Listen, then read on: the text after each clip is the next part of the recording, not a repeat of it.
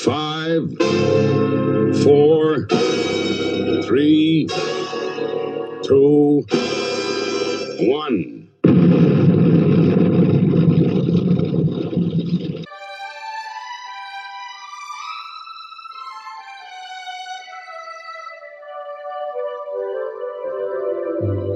You're old, groaning like a geezer.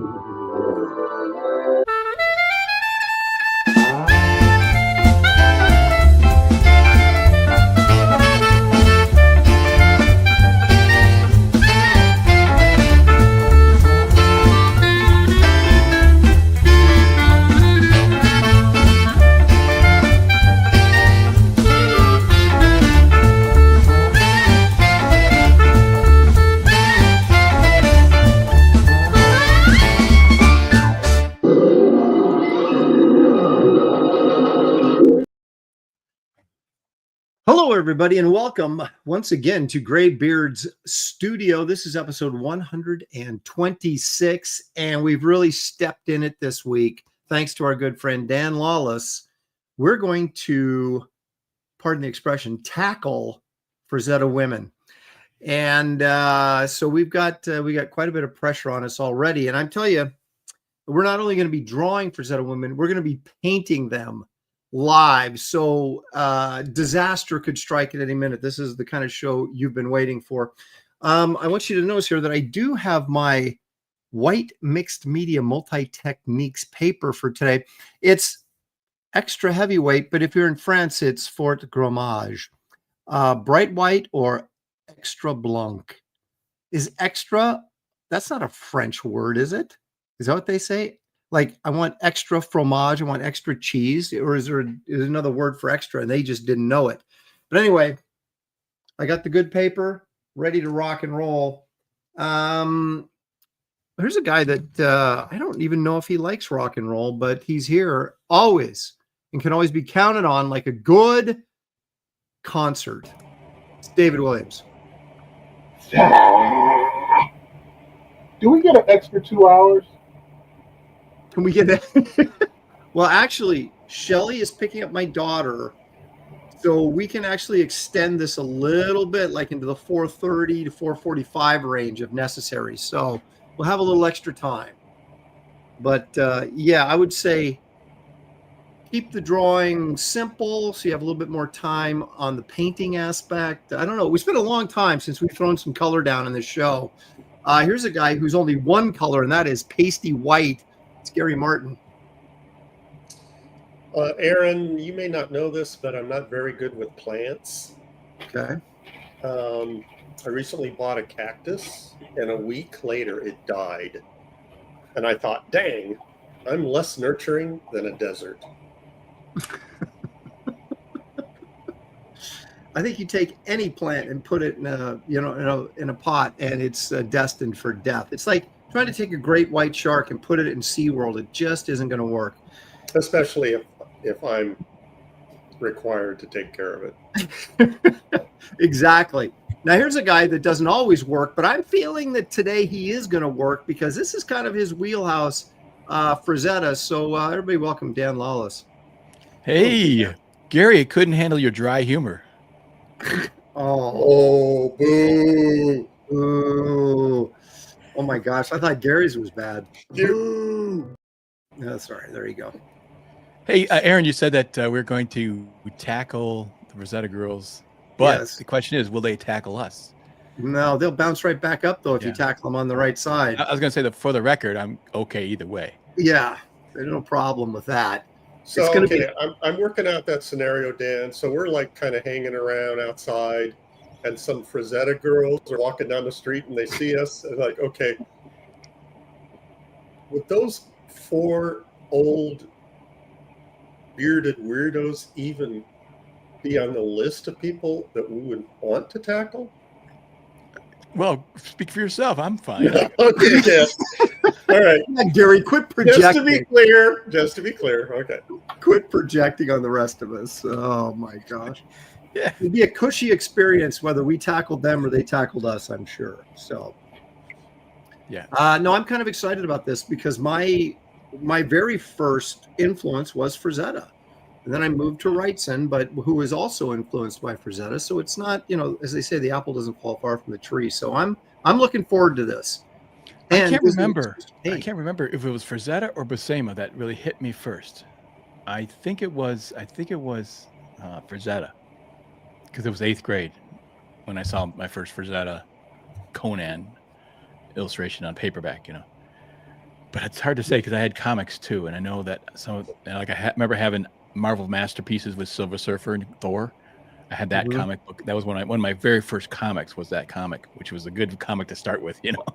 Yeah. So, you thought, is this what all comics are like? Sadly, no.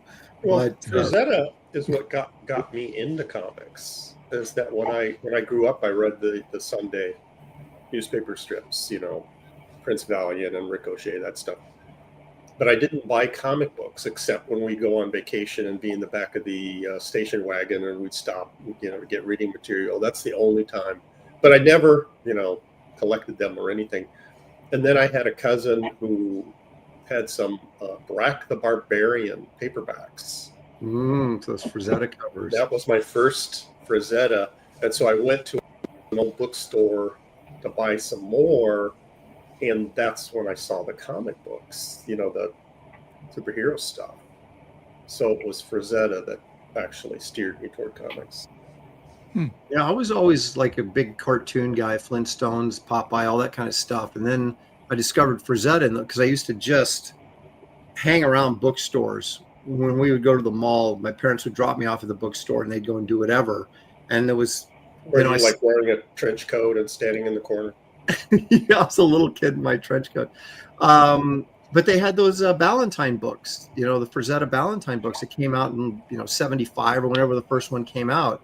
And they were just sitting on this table, this little bookstore called the Book Vault. And that's when I was like, who is this guy? Then you go over to the paperback rack and there's just tons of him everywhere. And so, yeah, that I'm the same way. That got me into this whole sort of fantasy horror genre that we all. Yeah, I didn't see the print books until high school, but I mean the Bantine. That was the ones that had the large. Yeah, the Ballantine. They had all the full color paintings. Right. I saw those in high school, but my first actual sighting of a Frazetta was in 8th grade in my Catholic school library. We had to pick a book out. And wait a minute, you had a Frazetta book in a Catholic school library? It had Star Trek. It had all kinds of just paperback novels in there. And the one I saw was him chained sitting on that snake, the usurper, the usurper. Yep. And that just grabbed me from across like the room there, and I just like, what is this? This is so cool, The angels sang and the heavens opened. Yeah. It literally has it's stamped inside. It still says Saint Joan of Arc. I could show you guys because I kept it. Obviously, I didn't return it. It completely corrupted me immediately. So yeah, exactly. Well, you just broke 2 of the commandments right there. Right there in Catholic. That's for my Catholic upbringing. Yes. Well, at least it wasn't bad as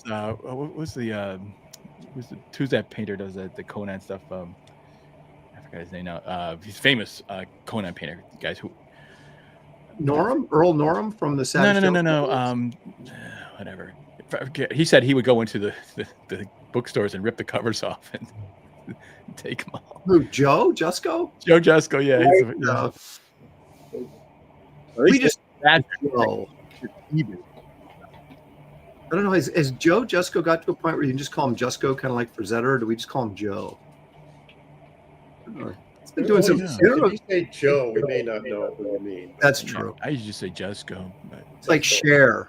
Cher can get away with one name. Frazetta, Shelley, and Shelley's lingering over here off the camera. 2 J names are fun to say together. Joe Jusko sounds cool. Yes. Hi, Shelley. Hi, David. Hi, Gary. Hi, Dan. Hello. Hi, Aaron. Thank you for that. I didn't know that Gotta do a hello. When I walked in, and did the that was a really nice greeting when I walked in the studio. Look out, your arm's poking in camera over there. Be careful. Oh, there it we is. should work on a You overstayed like a you overstayed your welcome. Now get out. No, Oh, man. I've been out of bed long enough. Man. You better get back in there. Now, dude, you got to be nice to her because she's going to go get Samantha for me so that we can paint longer today. Now you're sticking your head in the camera. Now you got a Frazetta butt right there in the camera. Well, see, it depends, Aaron, on how you're. It depends on how your artwork is going today. If you're hitting it out of the park, then we'll convince her to not pick up. That's right. Aaron's got to go. Aaron's got to go. Oh, I just came in to tell you that I set my alarm, so I just. Okay, well, if I don't hear any like rumbling around at 4 o'clock, I'll come in there and go, get up. Get up. I'm right in the middle of painting her butt. I can't leave. Painting my butt? No, painting her butt. Oh. Frazetta girl's butt. There it is. All right, have a good one. Right there. Now, see that is a supportive wife. Yeah, have a good one. Okay, have a good one. Have a good butt painting today. Good luck on your butt. Well, we know Shelly's here, but let's find out who else has joined us today. Look at the Northman. He's got a little Frazetta icon of the Death Dealer that I drew. Look at that. So hey, you guys, we got to work on a better hello though. Like I think a Three Stooges hello, where you go hello, hello, hello, hello. We're gonna have to practice that before. Headless Bourgeoisie is here. Hey, we end with Three Stooges. Why don't we begin with it? Well, yeah, okay. As the mayor in Jaws said, we'll take it under advisement. Pantheon is here. Iodine 74, JP Roca, Rand Arrington. Let's see here. Randy Howell, all the way from Canada. Let's see. Iodine 74 says it's a points thing. YouTube has added to live streams over the past few weeks to help gamify interaction. I don't know what any of that. That's like Latin. I don't even know what was being said there, but it sounds like maybe it's helpful. I don't know. Oh, and then we got, he's explaining the process of YouTube, which I could use that because I know just enough to be dangerous. A lot going on between Iodine 74 and Rand Arrington. Eric Ward is here. Hey, there's Dan Lawless in the chat. How about that? Let's see. Who else is in there? What is this? Headless Bourgeoisie says, how to draw comic books by Dan Lawless. If Aaron gives you any guff, call him Lopestri. He might not even notice. Oh, I noticed that stuff. Man. Lone Star Viper's here. Glitch, of course, all the way from across the pond. The Canuck is here. What's up, old man Lopresti? Complete disrespect, which I guess I should expect nothing less. There's Gollum Wolf. I kind of like that. Gollum Wolf. That almost sounds like a 70s barbarian name from like DC's Sword and Sorcery book or something. Ink on paper. Carlton Sword and Sorcery. There, yeah, exactly. Maybe that's better. Yeah. Pity Maw's here. Brian with a Y-O-N. Somewhere out there, somebody named Aaron Lopestri is picking up royalty checks. Wow. John Doe is here, but I got a feeling John Doe, Lopresti, John, is that a John that I know that just changed his, little name, avatar name there? I don't know. Best Age Comics, Primal Gecko. How about that? All right. Now, Dan, you're a internet savvy guy. What does that mean? That little symbol there. What? You think I know that? Internet savvy? Is that like a Frazetta butt sticking out off of a? I don't know what that is. Is it a brush? So now you're seeing Frazetta keisters everywhere. I know, I am. It's just like crazy. Paul Taylor, all the way from Canada. He's our resident biologist. He's here. Wants to know who's the weirdo that doesn't like rock and roll. No, everybody likes rock and roll. Maybe that David. Rock and roll stuff. I don't know if I'm good with it. I don't like that. Okay, now it's started. Lopestri. Thank you, Marcus Killer Group, purveyor of all things pop culture knowledge. Art Haida is here. He says, show us them Frazetta ladies. We're getting there. Let's see. Let's roll through this. Rand Arrington is just blasting people like crazy. I mean, he's not being rude, but he's in every conversation. He gets around, very popular. Yeah, I guess he is. Sol Curalt is here. And what's that say? CubeTube. Hello, all. New watcher. Yay. Thank you for joining us. We appreciate that. I hope that this show is not as disappointing to you as it is to most others, but we're going to welcome you warmly.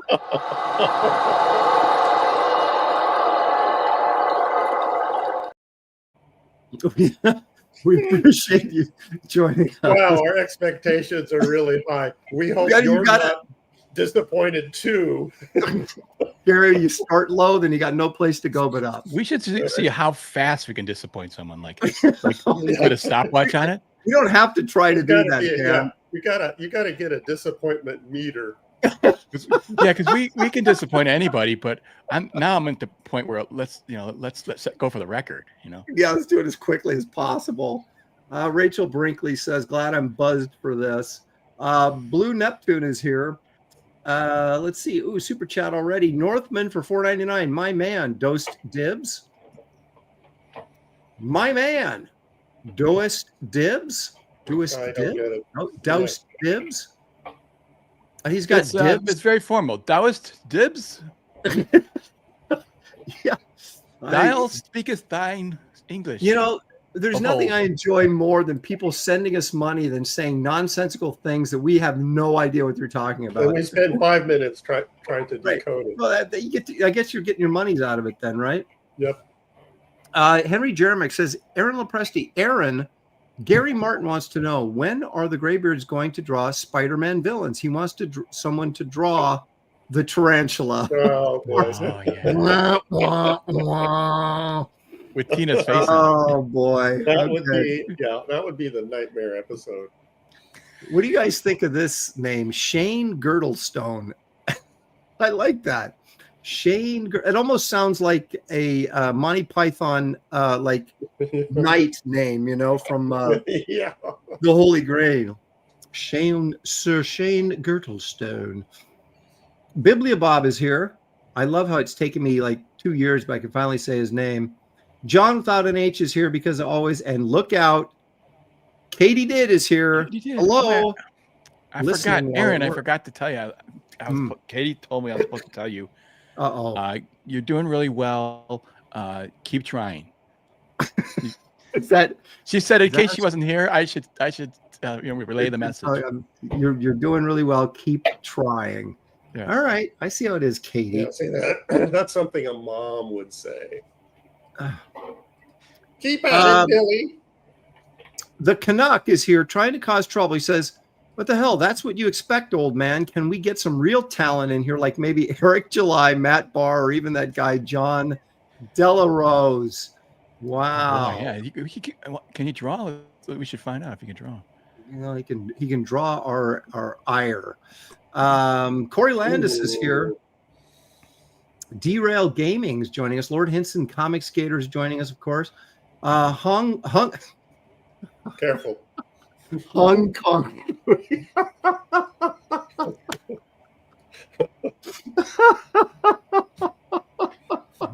Wow.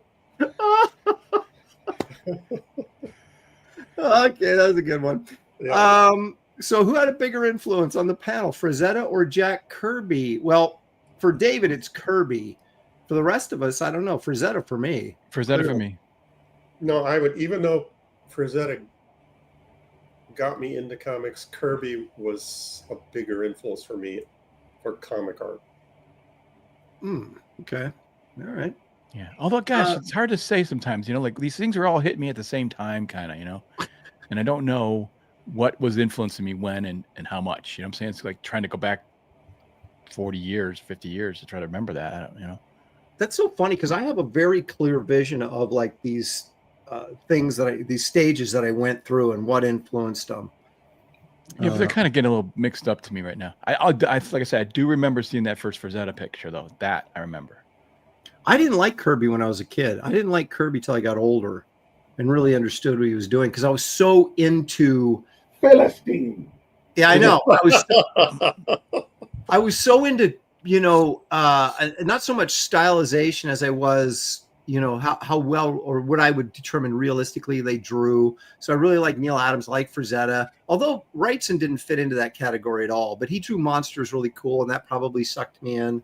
But then Kirby, I love Kirby now. In fact, and when I was at Washington State SummerCon, I picked up a copy of, I don't know if you guys remember, maybe it wasn't on this show, I can't remember, but there was like this period when Kirby came back to Marvel, and he would start each issue he worked on, whether it was Black Panther or Eternals or whatever, even the DC stuff he was doing, actually, there would be a splash page, and then he'd open up and it would be followed by a double page spread. And some of that stuff was just dynamite. And so I had never picked up the Black Panther series before because it came out in the 70s, and I wasn't much of a Kirby fan at that point. Now I'm like going back, getting those things just to look at those spreads he was drawing, because they're just nuts. So there's my first exposure to Kirby was actually, I think, was the reprints in the paperback form, small paperback form. Same thing with the Ditko stuff. And what I really liked their art quite a bit. And then when I saw it blown up, I didn't like it as much, because I saw it more realistically. When you reduce it down that far, things tend to look pretty, much more realistic. And then the lines get thinner. And then when I saw the bold lines, I don't like it as much. But then I had to gain appreciation for it as I got older. Till now, it's like I really love it, But it's like, but initially I was about realism. That's what it seemed to me. And yeah. Well, I was trying to learn how to draw like everybody else, but I loved Kirby from the very beginning. He was my favorite, but he was also very frustrating because I was trying to learn how to draw. Okay, let me see how does Kirby draw abs? Yeah, and you're like, what are those weird squiggles? It doesn't make sense. No, it didn't make sense to me at all. But I loved his stuff. Yep. Well, comics are all about storytelling and dynamics, at least what we grew up on, the comics we grew up on. And that's what he did, and just the power in his comics were ridiculous. And that's where Buscema got his. Right. I was going to think from. Buscema was a classic artist, but then he picked up on Kirby's dynamics and put it together. And that's where I thought it really was wonderful. Then. Yep. All right, let's do a little show and tell here and then get to our Frazetta women. David, you got something you want to show us? Yep. Art-wise.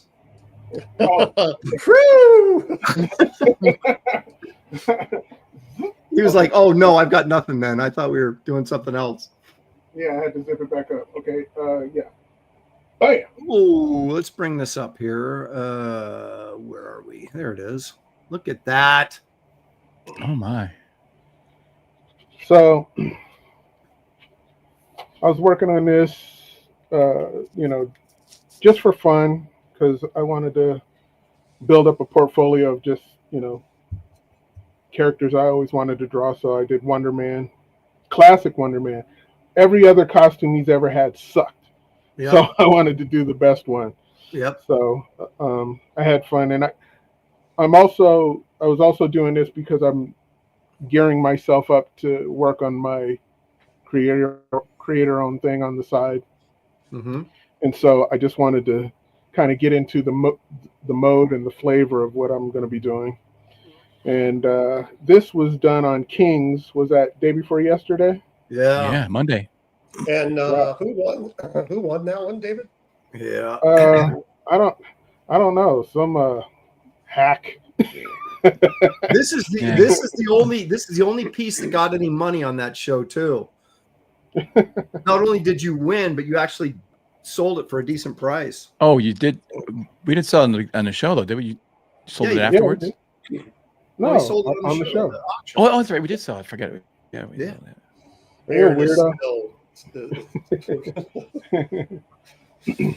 So I was trying to capture a little bit of Steve Rude, a little bit of me, a little bit of Toth in it. So I think that's great. I couldn't believe you did that at the time. Yeah, that draw stream would have been awesome if Steve Rude would have been able to comment on each piece. Oh my gosh. You can't even imagine. That would have been great. And okay, here's so and so's. Okay, Steve, what do you think? I don't appreciate gorillas drawing my stuff.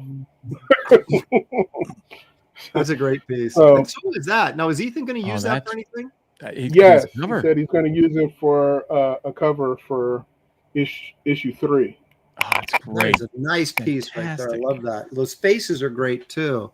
Everything about it is fantastic. The foreshortening is just extraordinary. Yeah. Mhm. Love it. Yeah, I'd like to see Frazetta do something like this. Yeah. I mean, From the grave? he never really did foreshortening, did he? Yeah. No. He probably Let's could go have dig done him it. up. Grab him by the scruff of his vertebrae. Those are great that pieces. fearsome cover looks great. Of course, the Nexus is fantastic. So that's it. I'll have more next week.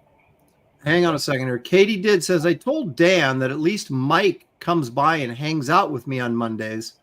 Then she says, laugh out loud, just kidding, but we know she's not. And then she says, but again, hello, Aaron, in lowercase, Dan, David, and the great Gary Martin in capitals. So once again, Katie giving me the backhand. I don't even know what to say at this point. Well, she's sending you the message. She's sending the message. All right. Now, this is the kind of message I like from Robert the Bruce for $4.99. Thank you, Robert. Says, someone get Sarah Frazetta in here to tell stories about her grandfather. Billy Tucci's the only person who knows her. I guess I could reach out to her. Probably should. I tagged her on the Twitter post that talking about the show, so she didn't see it though. So, but well, she's busy. Yeah. Plus, it's us. Yeah. That's really the important factor there in all of that is, yeah, she's busy, but it's us. She's always going to be busy. She wasn't busy till she found out it was us. And then, I know they do. It's them. Oh, look, I got hey, there's Sleeping Psychopathy is joining us. She's coming in late, but there she is. That's all right. The doors are always open. All right, Gary, what do we got? Speaking of Katie. Oh, for crying out loud. What a simp. Are you kidding me? Wait. What's this? Read it, Aaron. All right. Gary Martin says, hey, Katie, look who's up at 6:50 a.m. In your face, little Presty. Holy crap. Everybody's against me. Okay, I am getting paranoid now. Gary, I can't believe it. Look, man. it's a quick fix. You just gotta go on her show and write Nikki a letter. Those just 2 things. That's all you got to do. Those 2 things. That's it. There's not that much, really. Ooh, what's this? So this was a piece someone sent me as a commission. This is done by Greg Hildebrandt. Really? Drawing Joker, yeah. And he wanted me to translate this into kind of a Bolandish style ink job. That's awesome. Oh. So that's me trying to interpret the gray tones. Oh, boy. Yeah, there's some side of the pencil in there, isn't there? Yes, that's how he did all his grays. Oh, my goodness. So I just, translate to cross-hatching. That turned out good. Gee.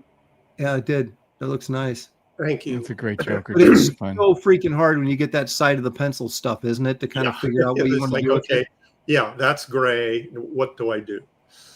And here's a piece just messing around. Hang on a second. For crying out loud. What is this? Is it the Gary show today? What is this? Love you, Gary, from Katie did. Wow. All right, go ahead. Well, Well, wait a minute. We're not done yet. Thank you, Gary. This is why you're the best. I'm going to be sick. I'm actually getting nauseous. All right, go ahead. Sorry. Okie dokie.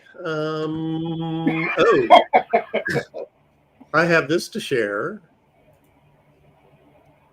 Well, I was going to do that. That's my share. Oh, he scooped you, Dan. Yeah, I know. Mine's there saved, ready to put up. You're going to share the inks? Yeah, I got the inks. Yeah, Okay, then I'll shut this down. because I've got my pencils too. Okay, All right, good. this is wait a minute. This is getting out of hand. Iodine 74. Gary, I want to father your children. My Wait, is that a girl or guy? Wait a minute. I can try to figure it out now. Oh, We got to make sure that's a girl, not a guy. You know. yeah. I think we're in trouble there. I yeah. think Iodine 74. Yeah, but is a even if it dude. is a girl, it's still, No. cattywampus. It's a dude. All right, here we go. This is what I'm looking for. Johnny D says Kit and Wraith are the best crowdfunded comics I've read. Keep up the great work, Aaron. Thank you. Keep trying, Aaron. Thank you, Johnny D. Whew. That kind of pulled the knife out of my back right there. I appreciate that. I got one more I want to read, then we'll get to your stuff here. Well, hurry up. Paul Taylor. Oh, jeez. Paul Taylor, Canadian, $10. I used to sneak those Marvel paperback comics into our hour-long reading class. The socialist teacher running it called it uninterrupted, sustained, silent reading, USSR. What a clown he was. Oh, that's good. Man Called Plush for $2. John Carter and Fire and Ice by chance tonight? Well, it would be Deja Forest potentially. Yeah, we got to do By chicks. chance. And that buxom gal from Fire and Ice. I don't know what her name is, but Tigra. It wasn't Tigra. Yeah, it's Teegra, I think. Really? Okay. I think. You say so. I've only seen the movie once. So Stealth X5 for $2 says hello, thanks, Stealth. And Randy Howell, all the way from Canada for $2. I had the first super chat and Aaron passed me by. Oh my gosh. I'm sorry. Randy Howell for Randy. $19.85. Yeah, Randy, don't you know by now that's a ploy for you to send him more money to tell him that you've sent him money already? And I think it's also important to note that it's really not my job to catch super chats. It is in the beginning of the show. Oh my gosh. All right. Randy Howell for $5 says Frazetta girls are fine, but Andy Smith will deliver some truly bodacious gals this Friday with his launch of Lilith Infernal Conflict. There's a little plug for our good friend Andy Smith launching this Friday. Okay. Sounds good. Okay, here we go. All right, so now let's look at Dan. Oh, look at that. I've never seen that before. Look at that. Isn't that great? It looks It like is. I love that. my artist suddenly looks like Dave Stevens. It's wild. So, Dan, Wait, no, that's the wrong one. Hey, that's the right one. Here's the right one. Okay. You're not pulling away from, if I do say so myself, your statement was, look at that. Isn't it great? Hey, I'm good enough. I'm smart enough. Gosh darn, people like me. I can do it. So here's another case of trying to translate into ink. Inking Dan is not easy. No. But also Dan has kind of obviously a Frazetta Wrightson approach when it comes to rendering. But I decided to go a little slicker. I didn't, Wrightson it up. So you kind of went John Beatty over Kelly Jones. Yes. Yeah, I feel like it's more Dave Stevens. When I look at the folds in the clothing right there, yeah, that's kind of what I'm looking at, and her eyes too. So I was just gonna say, I think it turned out really well. This is your brain. This is your brain on drugs. Any questions? See, drugs, sober. Have you sold that piece, Dan? I believe I did. Yes. Yeah. Okay. So my inks are also available if anybody's interested. There you go. You can get like both. Wouldn't that be great? Hey, Just I'll give you the contact info of the person who I do believe I sold this. Yes. Paul Taylor says Dan doesn't disappoint. John Platt for $2. Wait till the end of the show. Says, hi, Aaron. Can't wait for Wraith of God Fear Hollow. Again, that's the kind of comments I'm looking for. That's really nice. Thank you. Then That looks great. I really do, you guys. That's I wouldn't have thought necessarily that Gary and Dan would be a good combo, but that really looks good. I really like it. Well, Gary can pretty much ink anything. So. Well, look at how soft that shoulder is with that underlighting on it. You know, that's not a typical Gary maneuver there, but it's very soft. Yeah, that's what I was. Well, that's what the pencils look like. Well, he stayed with it. How about that? Darren Wagner for $2. The flawless one, Dan Lawless, does it again. Woo! Oh, thank you. That was nice. Is that the Darren Wagner who has the demi foot? You guys have you seen that comic? It looks really cool. It's kind of like a Sasquatch. You would like it, Aaron. I probably would. It's called Demi Foot, and it's a pretty cool story. It's really fascinating when you hear Darren talk about it. It's really neat. I love it. So, and Dillard has drawn it. So if you guys know who that is, but very cool stuff. Check it out. Folks. Nice. But I think it's on Fun My Comic. Eric Boyd says, I don't even care for Teenage Mutant Ninja Turtles, but that is really good. Look at that. All right. I got something I want to show. Now, you guys always make fun of me for working at night when I should be sleeping, but I kind of felt like when I got back from San Diego, instead of being tired and exhausted, I was invigorated, man. And I realized you made some do re mi. Is that why you were? Well, that's actually the relief feeling. Like, okay, I didn't lose money, but I talked to a lot of people, and some potential connections for work possibilities outside of Marvel and DC, which was very interesting. And I really enjoyed myself. But I got home and I said, man, you know what my portfolio really needs? More Man-Thing. So that's what I've been working on just for recreational purposes. Cool, man. So there you go. Oh, that's great. Can't get enough Man-Thing. And you can interpret that. That's what she said. Yeah, well, you interpret that any way you want, I guess. All right. So I'm not going to go around and ask everybody what they're drawing because we already know what we're all drawing. We are drawing Frazetta women. So let's get at it, as it is now 2:37, and we want to get at least 2 good hours in here. And who knows how many times we're going to have to redraw something before I actually paint. Now, I'm going colored pencil to do my drawing in, so I don't have like the lead in there, and go from there and see how that works out. I do have something to share too, just before we get started. This is a little video. Okay, ready? Wait, before you share that video, did you share? I wasn't watching. Did you share that Frazetta piece that you have on Comic Arts Fan? I can, yeah. But let me play this video. I'll share it after that. Okay. Ready? You ready? Yeah. I like big butts and I cannot lie. You other brothers can't deny. Now when a girl walks in with an itty bitty waist and a round thing in your face, you get sprung. Okay, that's it. Frank Frazetta tribute. Look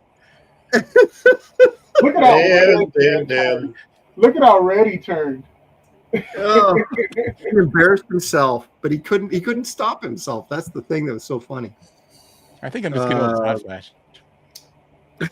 He's been waiting all weekend.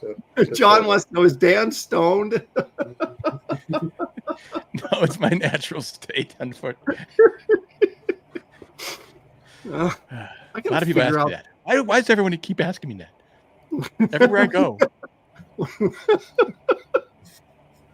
Are you high? Oh my gosh. Okay. There we go. Okay. They got these new icons down at the bottom of StreamYard, and I'm trying to figure them out. Let's see. Oh, I got to show the what Dave was talking about here. Find it. It looks like I'm drawing in the dark, and I've got all these lights on. I'm not sure what. Show the pencils, Dan. You're talking about the one that I posted, right? That was just. Yeah. Okay, let me see if I can find. No, is this something you? What I'm going to do is I'll find the actual Photoshop file so you can see more accurately what I did. All right. Well, you let me know when it's up. 'Cause I'm drawing. You guys, I'm not messing around. That sounds like a threat. Well, it's something. I'm gone. I ain't messing around. I'm drawing.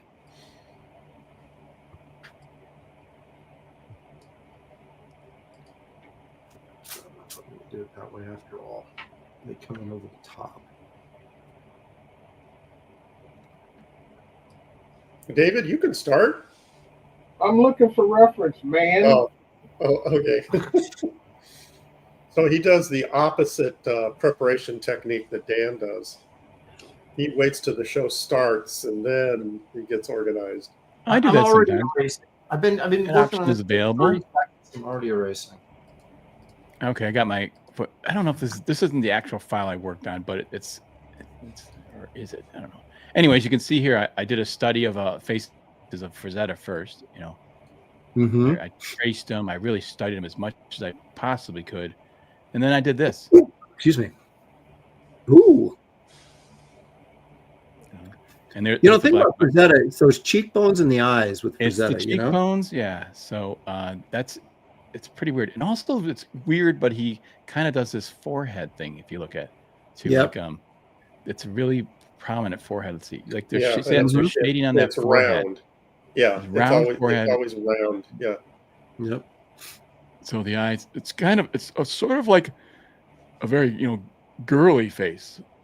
Looks like, Well, I mean, it is a girl. I mean a younger girl face. Yeah. So it's not Like a child face, like but a teenager. Yeah. yeah, or something like that, or just a cutesy. Yeah, like There's a good example of that rounded, that the shading. Cleopatra one was where she said, her little like teenage face does not match her body. Yeah, let's see, which one is that? This one? No, the Aaron, what's that one called? You know what I'm talking about? Is it on here? No. Oh, Where she's leaning against the pillar. Queen of Egypt. It's called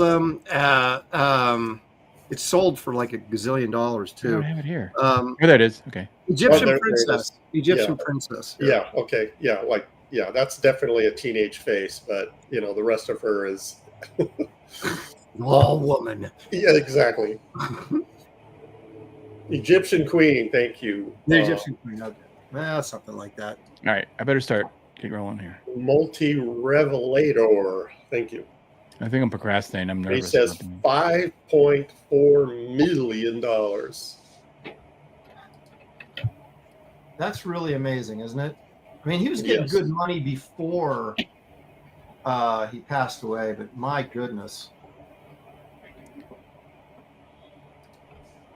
Well, I mean, that's a pretty like long-term strategy where you Switch my camera. decide not to sell certain paintings because you're convinced they will one day become icons of pop culture, and that's when you sell them. Well, it worked out. Yeah, I've never kind of had those misgivings about my work. That reminds me, Queen Mickey is in the chat, but somehow she got a promotion. I think she promoted herself. I'm not sure how that works. So she's now Empress Mickey. She says the queen is dead. Long live the Empress. So we can't call her queen anymore. Oh, gosh. She's now an Empress. You get used to something, and now I've got to change. Goodness. Empress, yeah. Empress is that's kind of like now she can be evil. That's true. Yeah. You expect a queen to be benevolent and nurturing. Well, except for the evil queen, right? Well, you attach evil to it, but that's true. Once Yeah, you Mickey attach can't. evil- Mickey can't spring this stuff on it. We're on us. We're old. We have to. it takes no, I time. mean this has been going on for about a week. Really? Yeah. I had no idea. Randy House does Czarina Mickey. who has more clout, a Tsarina or an empress? I think an empress. I don't even know what is a Tsarina. I've never even heard. It's a Russian thing.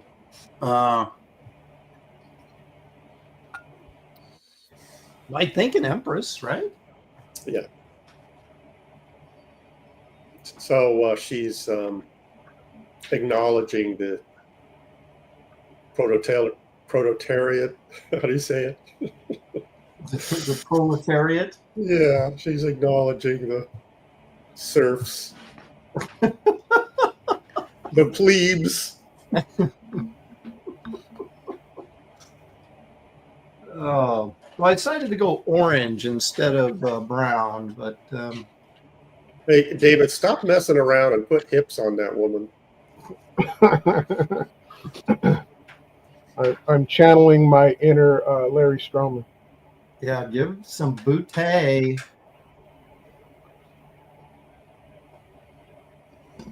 Well, Mickey's kind of a Frazetta girl when you look at her, kind of, you know. You mean physically? Yeah. Okay, I'm not going to touch that. Yeah. What? Unless you are on a slippery slope. Yeah, You're on a that's slippery slope, my friend. Say somebody is looks like a Frazetta person. Yeah, yeah. From now Nice. on, You I prudes. just about- Yeah, let's remember that Dan Lawless destroyed a Catholic school with his so Yeah, he's not that's true. afraid to. Well, no, the Catholic school's still there. They had to bring in. Didn't work on me very well. They had to bring in a team of priests and an exorcist. exercise the entire school. Because Dan brought in that crazy Frazetta stuff. No, somebody else did. It's so I'd like to funny know who did. because it's like if you're not used to. It's like if you're not used to drawing like huge Frazetta booty, it's like you draw a big butt and you think, And it's not that's big big. enough. And everybody Yeah, else looks yeah. at it and goes, dude, that's not nearly Yeah, big enough. not big enough. Yeah. You're I like, see "No, your that's a big comment, butt." And you're like, no. Yeah, I see your comment, Rand. I appreciate it, but I'm not going to read it.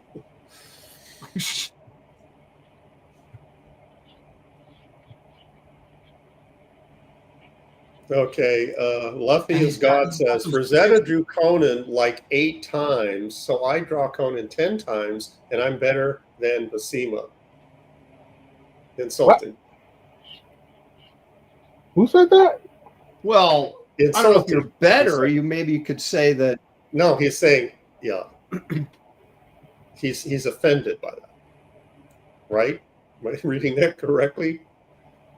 What? Is he saying he's better than Frazetta? Frazetta drew Conan like 8 times. No, that's not. No. Frazetta drew. One at a time, fellas. Frazetta drew Conan like 8 times, so I draw Conan 10 times, and I'm better than Buscema. Insulting. I'm not. Yeah, I'm a little confused there. Well, I mean, that corn logic dog would work exorcism. if your name was Gabe. Yeah, that's true. If your name was Gabe, that's true. This guy's got to learn to not confuse us. We're already confused. Yeah, I know. It's So like don't give us actual confusion things. I don't think anybody gets more confusing super chats than we do.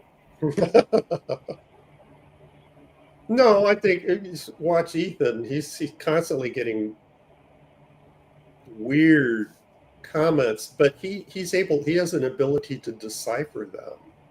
I mean, he knows what they're talking about, but we don't have a clue. I know. Well, I was going to say there's those who are kind of in tune with the now, and those of us who are sort of living in the past. That's all I'm saying. Yeah. I'm not sure to what this is referring to, but I like the comment, so I'm going to read it. Paul Taylor says, quantity. I already blew it. Oh my God. Quantity does not equate. Okay, start over. Quantity does not equate to quality. Boy, Well, I guess it means the same thing if I said quality doesn't equate to quantity. Quantity does not equate to quality. There you go. Yeah. Right.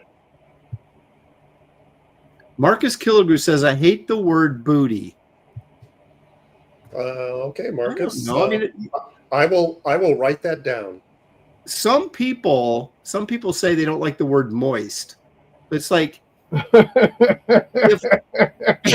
you have a piece of cake and it's not moist, then what's the point? And then you're eating something bad. So I'm all on board. Moist is bad though. Yeah, you have to swap it out with succulent.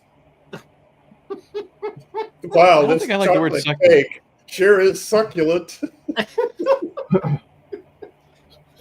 Succulent, moist vagina. Oh my boy. gosh! You know what? Wow.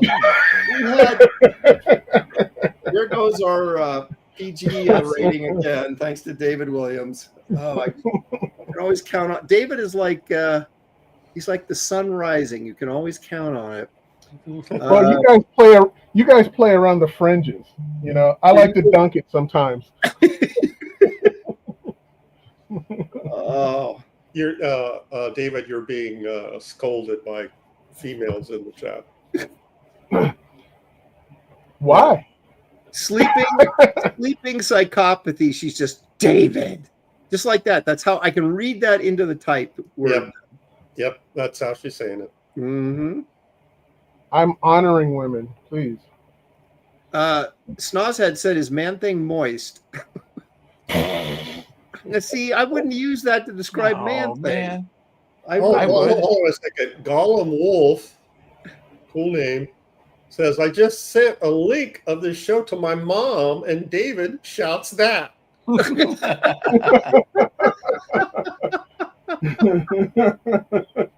And Aaron, Katie has a message for you. Okay. This is Katie shouting from the rooftops in capitals. Don't forget to hit the like button. Thank you, Katie. If you're a big fan of Gary Martin the Great.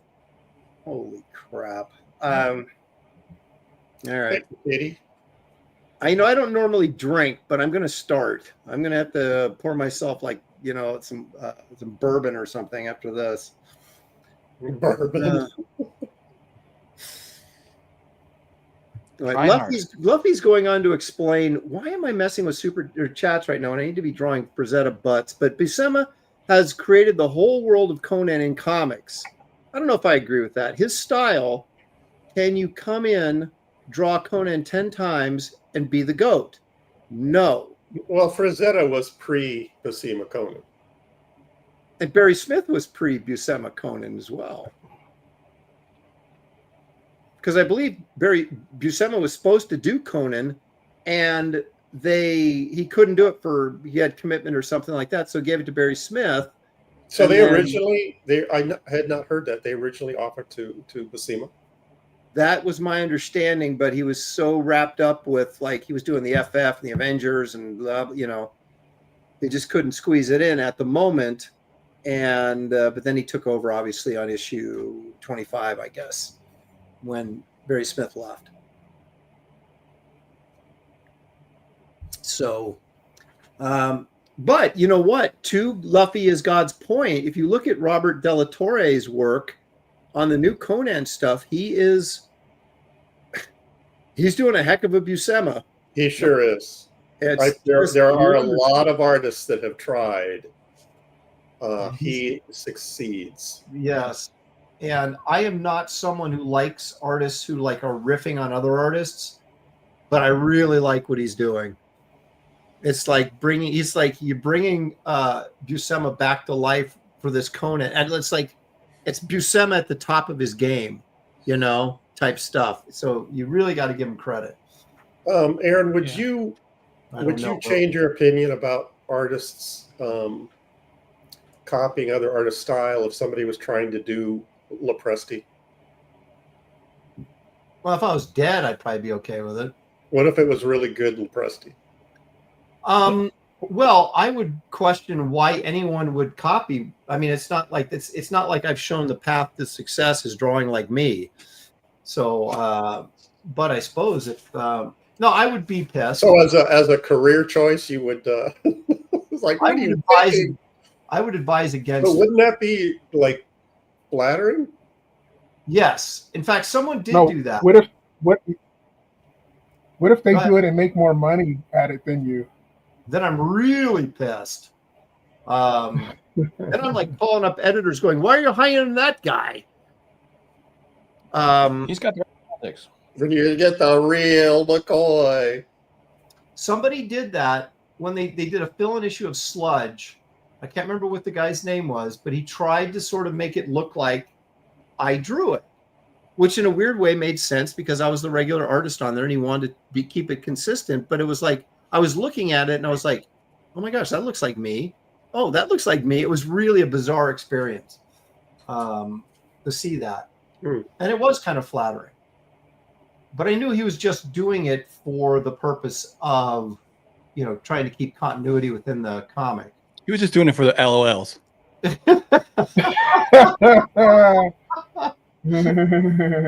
Okay, thanks, Dan. Marcus Killigrew is giving us an update on the Buscema sitch. She says Marvel didn't want to pay Buscema's page rate on comics. Oh, is that what it was? Because that only Roy Thomas wanted Marvel to publish. Martin Goodman didn't want to pay. Okay. Well, there you go. And Marcus knows all things. I would never even think to argue with him. Artivoy, yes, you are correct. Dodson aping Adam Hughes. Well, I would never, say that out loud. Well, I just did. So. You just did. So I'm going to let you. There's someone else who's aping Kevin Nolan right now that I find somewhat annoying, and a pretty famous guy too, a pretty well-known guy. Remember when Ron Randall went through that phase while he was in the Studiosaurus? And he was doing Kevin Nolan? Yes. Or just no, I'm trying to remember that. It was and it was obvious, and and I pointed it out, and he flatly denied it, but he was doing the rendering, and Ron had never done that kind of rendering before. Well, we did sort of, because if you remember, I think it was that Batman Black and White book came out when we were in the studio, and it had that great Kevin Nolan story in it. Yeah, to this day, that's my all-time favorite Batman. Oh, it's just incredible. Yeah, I think it is the perfect Batman story. Yep. It has a great ending. It's a perfect short story. The artwork is unfreaking believable. Yeah, unbelievable. It was in Batman Black and White. Yeah. And Adam Hughes went through that period there where he was like kind of riffing his Kevin Nolan's inking or his shading style. Right. He wasn't drawing like him, but he was taking that sort of shading technique. I have no problem with that. I think you should do that sort of stuff. Whatever improves your art, take it up to the next level. As long as you're not totally swiping the idea or the style, I think you can bring elements. I mean, like you said, people look at me. Oh, elements of Bernie there, or elements of Frazetta there. Right. That's not the same. I'm talking about guys that are just like completely swiping the style, so it's kind of like you're not even sure if is that Kevin Nolan or is that the guy who's swiping. I don't care for that much. Yeah, because usually it's not as good. Right. If they could do it like perfectly as good, maybe I would say okay, but usually it's not as good. David, you know who I'm talking about, don't you? Yeah, I can't remember his name right now because I don't care. Yeah.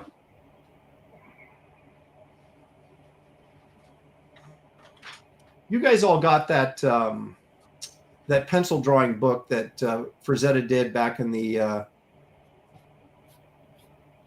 90s. What was it? Illustrations Arcanum. That heavy metal dude put out. They were all pencil drawings. Like it was about 1993. Mm-hmm. And we were all just blown away because we're like, that dude's 60 some years old and he's just still rocking it. Weren't those the originals that they were showing at in San Diego when you and I were too afraid to go talk to Frazetta? Well, Didn't they have those originals on the wall? I thought they did, and but they had a lot of there was a lot of painting prelim stuff, as I remember. Yeah, I remember those pencils. Yeah, and it was just They looked like airbrush. Yeah, and it was everything was thousands of dollars. yeah, crazy prices. And the guy was like, "Hey, if you buy one of the originals, Frank will sign it for you." Yeah. Better. That'll put me over the top. Yeah, I was like, if I spend that much money, he's better Right. sign it. You better sign it happily. Empress Mickey says, so you're telling me that stealing someone's style, look, and gimmick is looked down on? Kind of, yeah. Actually, well, okay. It seems to be looked down upon by other artists, but it's never seemed to be looked down upon by editors or fans. Yeah. So, yeah, by editors, because they think you got a cheaper version of you. Hey, you're a less expensive Art Adams. Yep, exactly. The cheaper version is, that's what they respond to. And you can do it faster?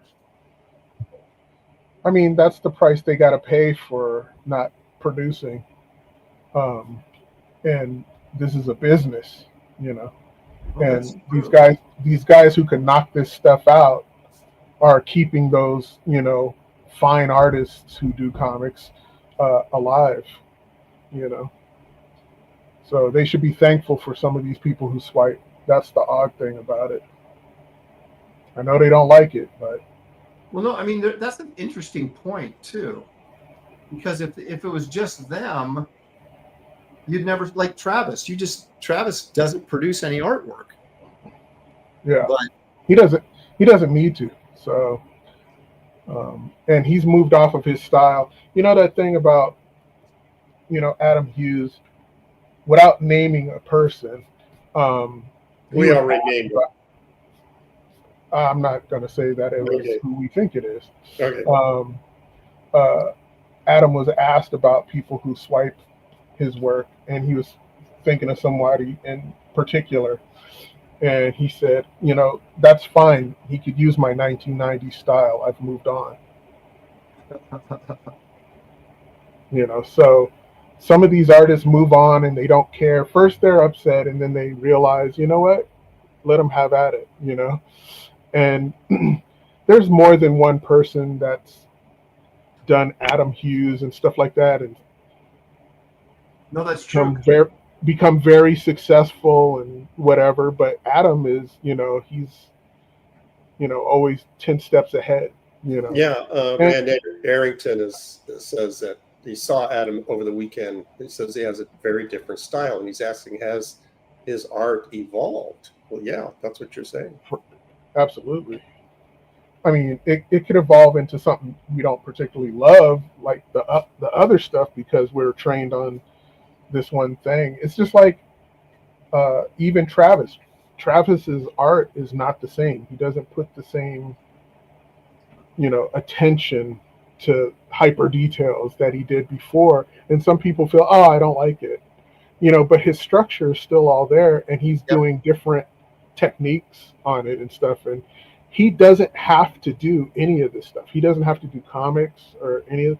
He does it because he likes to draw every once in a while, and then he'll make a buttload of money off of these drawings, no matter what, because at this point they're paying for the signature. They're not paying for the art so much. Of course, the art is important and it's a bonus, but it's like I went to an art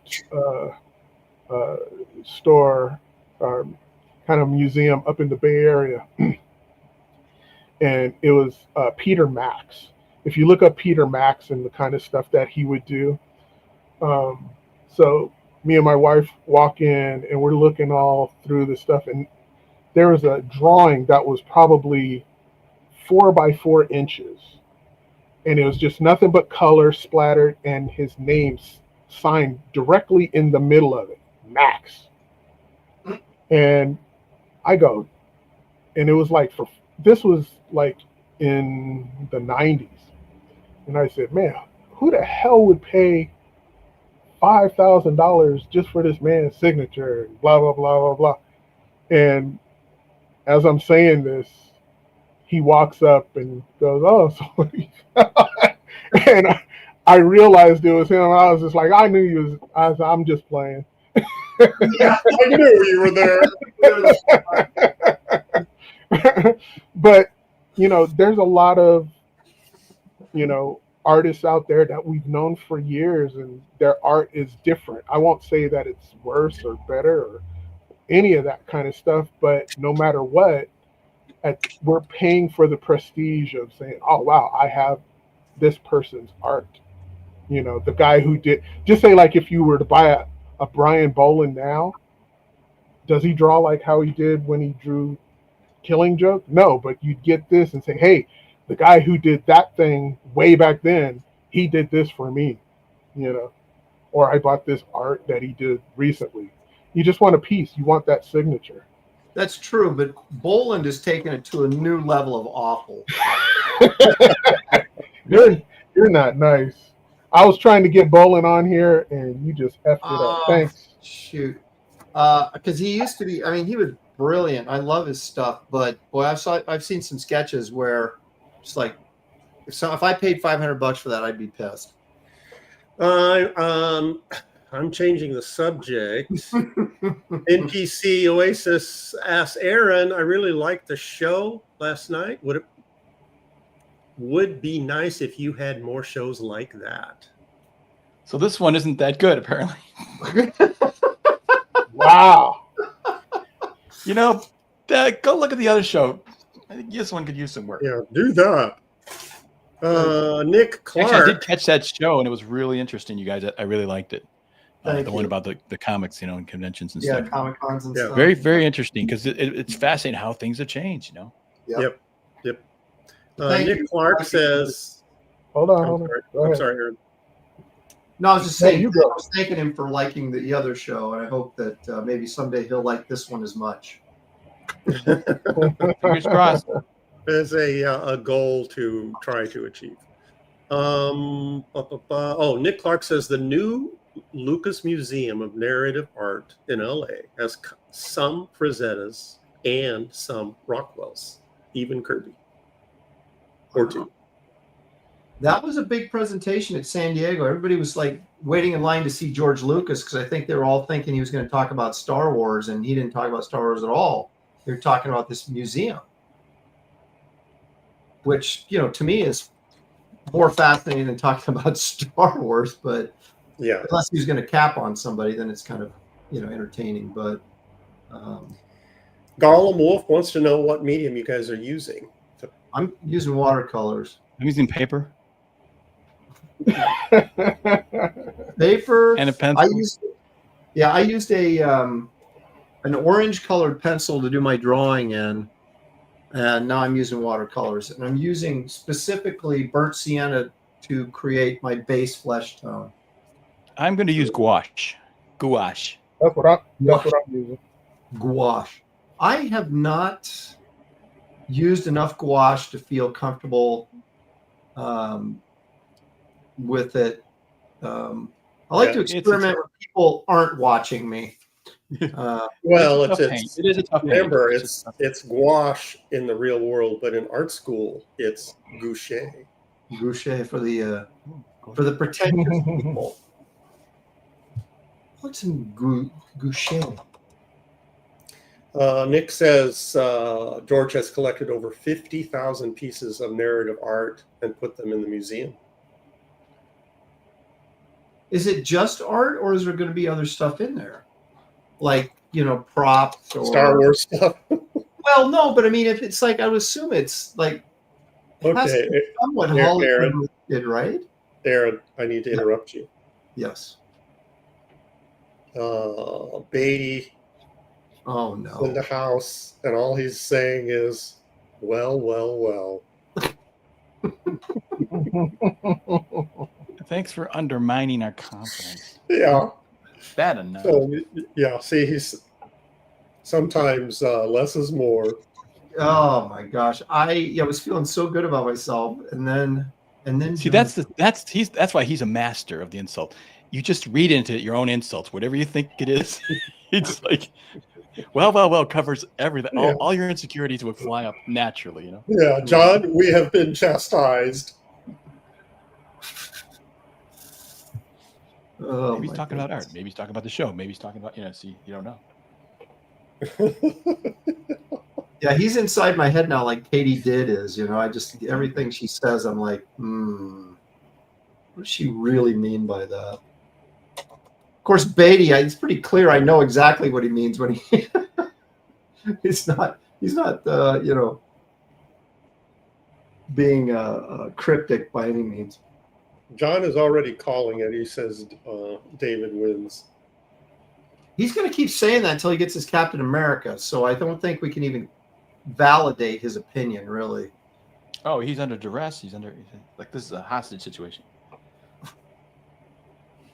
Well, he's like, he wants David to give him that commission, and so he's pumping him up. Yeah, that's what I would do.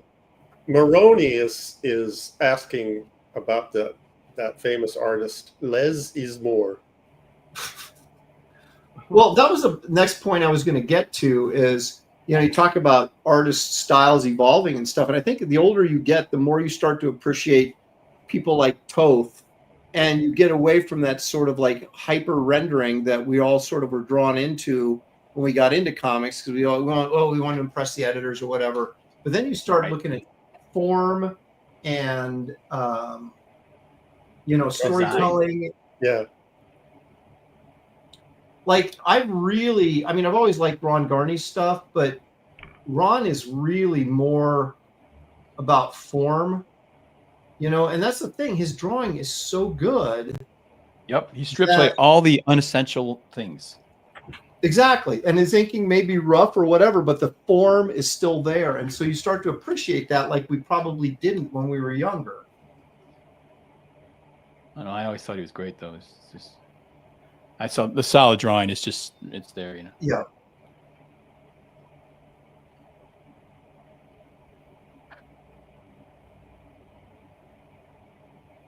But I do think the more experience you get as an artist and the better you get, you do start to appreciate the essentials more than, the fluff. Sprinkles. Yeah, exactly. And there's a lot of guys, and I still like that stuff. There's a lot of guys that are hyper detailed, and I do like that. But, not something that I ever, I don't know, something I ever was. I was just too early for it. I was the pre Arthur Adams era, and it was always about, good drawing. Not these guys are good artists, but I don't know what's a better way of putting that. Not good drawing, but realistic. Yeah, accurate represent. Human anatomy, things like that were accurately represented and not stylized. Yeah. Stylization has always been more popular than, Barry Smith is always, his artwork is always going to be worth more than John Buscema's. And granted, there's less of it. That makes a difference too. But Barry has a very unique approach where Buscema's is very traditional, but just very well done. I'm not sure what this is in reference to. Rachel Brinkley says, isn't Aaron older than Ron? Bolder or older? I think the same age. Older. I think Ron might be older, I think. We talking Ron Randall? No, Ron Garney. Ron Garney? No, Garney's older than me. Yeah, I thought so. Just a couple of years. Yeah. Oh, hold on a second. Oh my goodness. Why are we listening to All right, hang on here. The Vespa guy. Let's try this again. Why won't this? There it is. The Vespa guy for $10. Thank you, Vespa. Hail, Graybeards. You're going to end up having problems with pirates after showing all this booty. Oh boy. Oh my Excellent. gosh. Fantastic. Outstanding. Yeah. Are you crazy? Is that your problem? Okay, I think that's enough. We've got Point across there. But thank you for the $10, Vespa. Yeah.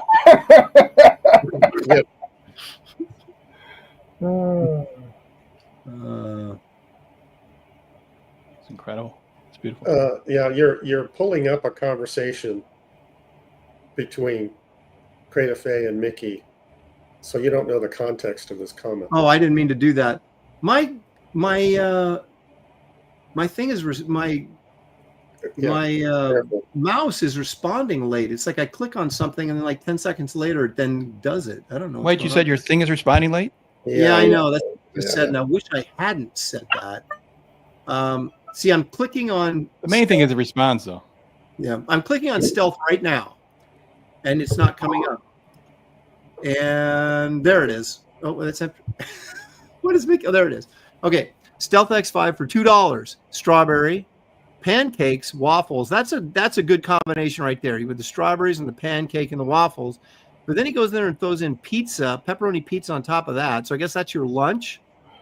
And then we finished it off with a little Chinese food for dinner, and then a nice soft, although I'm not a big fan of vanilla, it's sort of an anti-flavor, but vanilla ice cream cone and a cup of coffee after it's all said and done. That's not a bad meal right there, Stealth, that you put together for us. Appreciate that. Leg kick. Okay, see, I clicked it. There it is. It's like everything's delayed. I wonder what's going on. A leg kick for $5. Thank you, Leg Kick. Says Aaron has the best of the beards. I do have a nice beard. I will take credit for that. Thank you. Or I'll give God credit for my beard. You're taking credit for your facial I hair. can't really take credit for that. Empress Mickey says your mouse loves the Empress. Maybe I was drawn to it. Well, wait a minute. Yeah, careful, Dan. Yeah, I was just gonna say when it wasn't me. I'm more than Aaron. Well, where are we at? So it feels weird to me. I'm sort of painting this girl nude at the moment, and I'm like, but Frazetta, like half his chicks were nude, weren't they? Or they were half nude. I know, but I'm like, it's like you don't really want to cover up the butt. And I'm trying. I should pull up a few Frazettas here to refresh my memory. Like they usually would have like a thong or something on, wouldn't they? Yeah, I don't think that's going to make or break if it looks like Frazetta or not. If you show her cheeks. That's true. Well, he's got a good mix. Can't go wrong. That's true. I think he has a nice mix of nudes and partially obscured figures. It's YouTube, remember. Got to have pasties and thongs at least. Yeah, I know. Well, I've got her in such a way that you can't really see anything, but you know. Henry Jermick likes it. He says, Aaron, that is an awesome layout. Looks great. Thank you, Henry. Appreciate it. But Aaron, you've got to stop messing around with the drawing. You got to get in there and slap some paint on it. Well, I'm painting. I haven't even started my painting. I think I'm procrastinating. Because we are an hour in. Are you talking to David or me? You. I'm painting. Look at David. Coming after me. I like how your voice goes up an octave when you. I'm very defensive.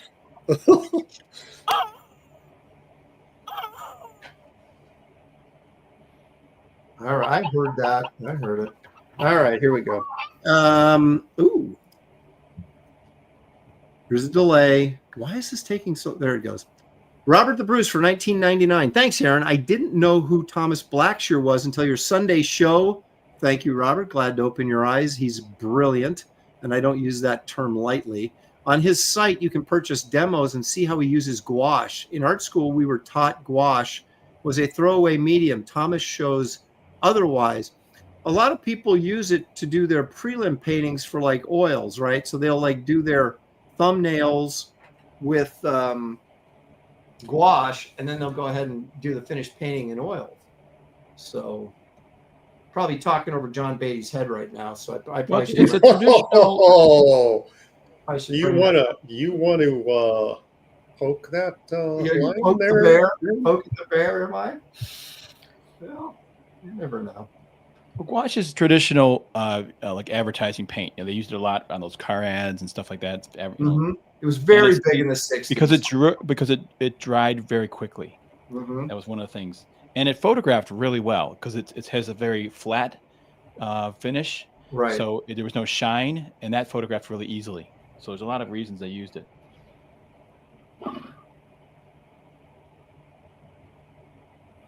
I just have not. I mean, I've got gouache sitting over there. I just haven't really used it enough that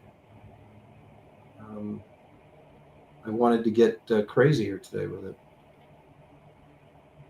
Just think of it as a more gummy watercolor. It works like watercolor, acts like watercolor. It's just a little more solid. And opaque. Yeah. I might. That'll be included in the word salad. I might, use this watercolor as kind of an underpainting and maybe go over it with acrylic once I kind of establish my highlights and shadows here. Because I have kind of gotten into acrylics. I did that Kit Carter painting in acrylic, and that was the first time I used a little bit of acrylic on some warm-up paintings before that, but that might not be a bad idea. You don't want to lose the acrylic rhythm that you built up. Well, especially since got some stuff coming up that I'm going to be painting, so I've said too much. Uh-oh. Actually, I find acrylics sometimes they're a little bit tough. It's almost like painting with Elmer's glue. They're kind of like the consistency. Well, you know what I do with them? I treat them. I dry brush that stuff mostly, and it works. I'm pretty happy with. I'm very comfortable doing dry brush, and that's how I use acrylics because they don't blend.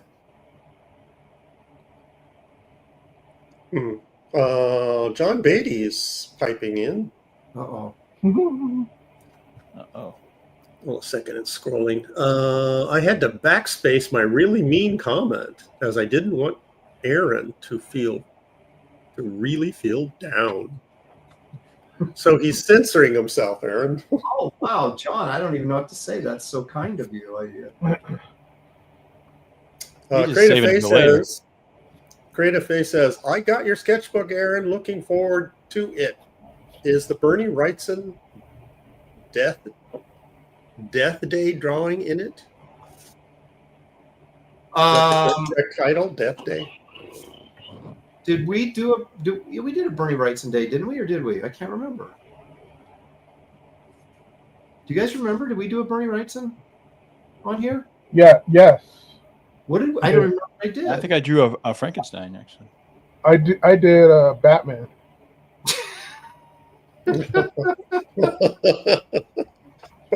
Mystery solved. Oh yeah, now I remember. I don't recall what I drew. Hey, do you think John Beatty has like a file on his computer? You did Swamp Thing. No, I didn't do Swamp Thing. No, you did Man Thing. No, you did what's the name of that thing? She says it's the one with the zombies carrying the guy to the grave. Oh, that's right. No, that was an EC thing. Oh, okay. I guess it was. Do you guys think that John Beatty has a file on his computer, like when he thinks of like a zinger, and says "For the Graybeard'S" or something like that titled? So he's walking, he's cutting the lawn or something. He's going for a walk. He's like, "I got one, hi!" And so he's got a full arsenal. That's how he gets us. He's prepared. No, I don't think he prepares. I think it's from the heart. Yeah. How he's feeling in the moment. Of course, now I gave him a really good idea, so we'll see what happens. Yeah. He's going to start using AI to create insults for us. Sequential Treasures is saying that Dan is drawing Barbara Eden as a Frazetta babe. I think she's too round for Barbara Eden. Kind of. It's the Barbara Eden we all want to see. Beatty says, No need to prepare. They write themselves. See, that could be Mickey, Grok or AIs. They write themselves. Empress Mickey's asking Gary, can you ask Aaron how much for the scrap paper he's drawing on? There's some good stuff on here. There's a big old man thing head right over here off the panel. That's true. You should auction that off. I think you should. Look at that stuff on there. Come on, there's tons of stuff on there. Yeah, I just want to make sure there isn't any like. Look at that Italian dude. Who is that guy? Phone numbers. Yeah, no phone numbers or social security or anything like that. Because you know, Mickey would have my bank account. Yeah, she's asking again. She's asking again. How much? Make me an offer. One signed letter. No, see, I'm saying that. She's not saying that. Mm. She's Mickey's saying 50 confirmed. Wow. Okay. I'll roll it up in a tube and send it to you, along with your letter, maybe. Actually, that gives you an excuse to, send you that letter, wouldn't it? Yeah, that would be very easy to pop it in there. Okay, Queen Mickey. I'm sorry. Empress Mickey sold. I'm going to go in here with some acrylics. I'm just going to do it. What the heck? I've got soft body acrylics because Joe Jusko told me that's what I needed to use.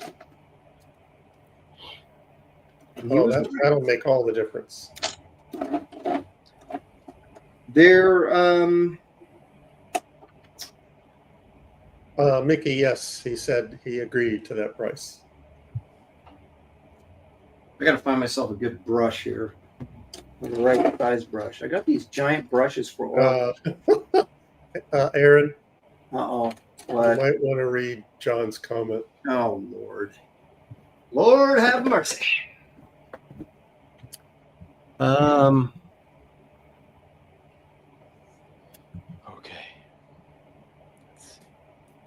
John says, you're no Joe Jusko. Okay. No, I'm not. What am I supposed to argue with that? Come on now.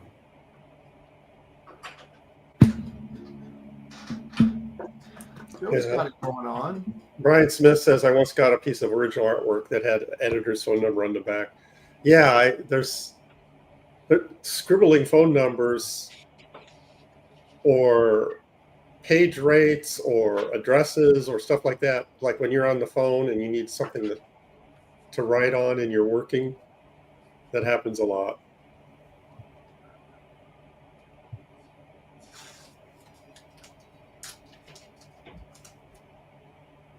Yeah, I used to do that all the time. Write stuff on the, the side of my page or whatever, and then you're like, oh, he probably doesn't need my best friend's phone number or my bank account number or my password for whatever.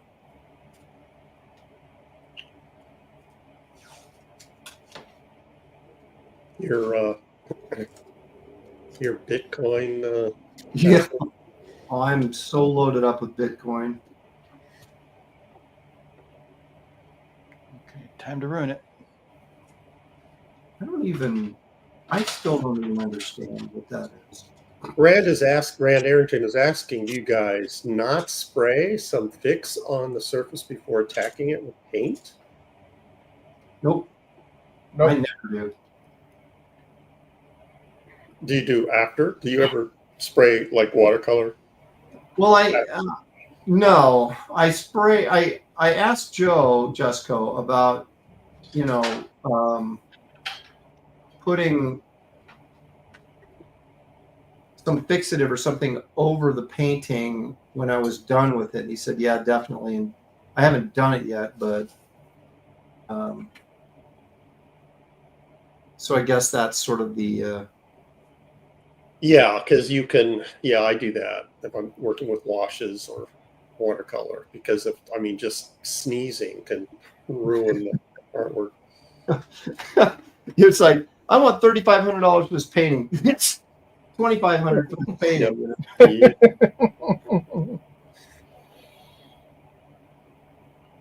Yeah, I have done that way too much. I'm always looking for a reason to ruin my paintings.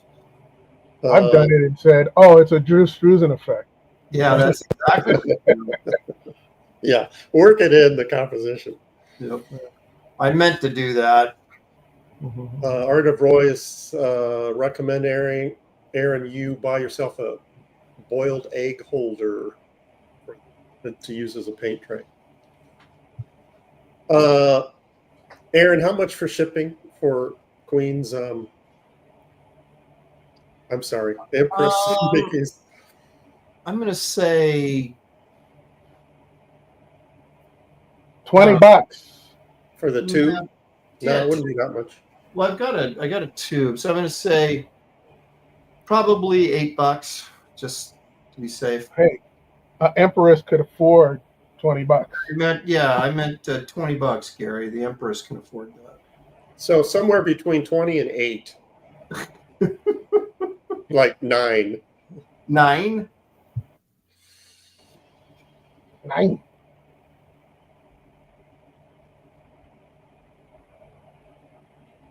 I'm just stuck on drawing. Sheesh. I'm trying to remember how to do this. You're trying to remember how to paint. Well, you do that. When you lay off for a while, you paint maybe you do a couple paintings in a row, and you just got a rhythm. You got it figured out, and then you lay off for a couple months, and you come back to it, and you're like, okay, what did I do again? Yeah. Aaron. Yes. Katie says, "Wow, Dan, she looks gorgeous." Oh. I'm not even going to respond to this sort of harassment anymore. Hey, she can compliment me. She may get around to you. Well, okay, so you say. I have a different opinion. Well, Dan's been on our show, confidence? Aaron. He's been on the show. Okay, Katie's show starts at freaking 6 in the morning here. Did you not see what I was sharing at the beginning of the show? Did you not see? Do we have to show that again? I don't think we do, but hold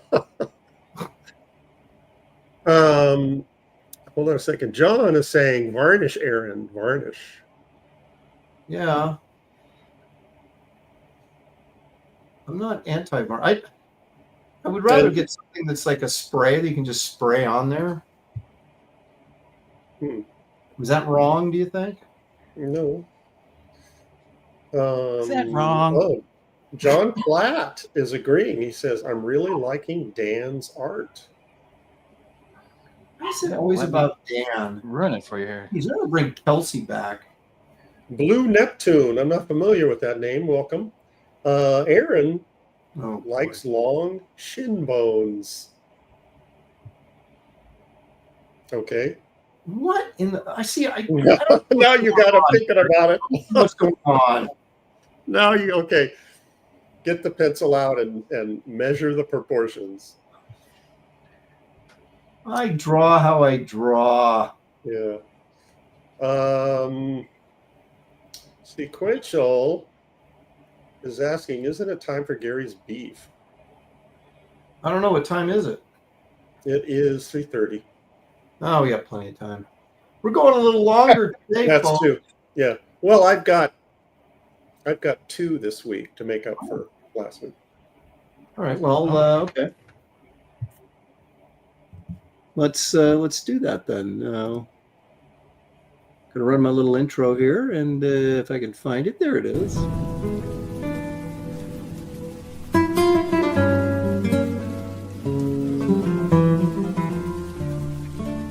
What's Gary's beef?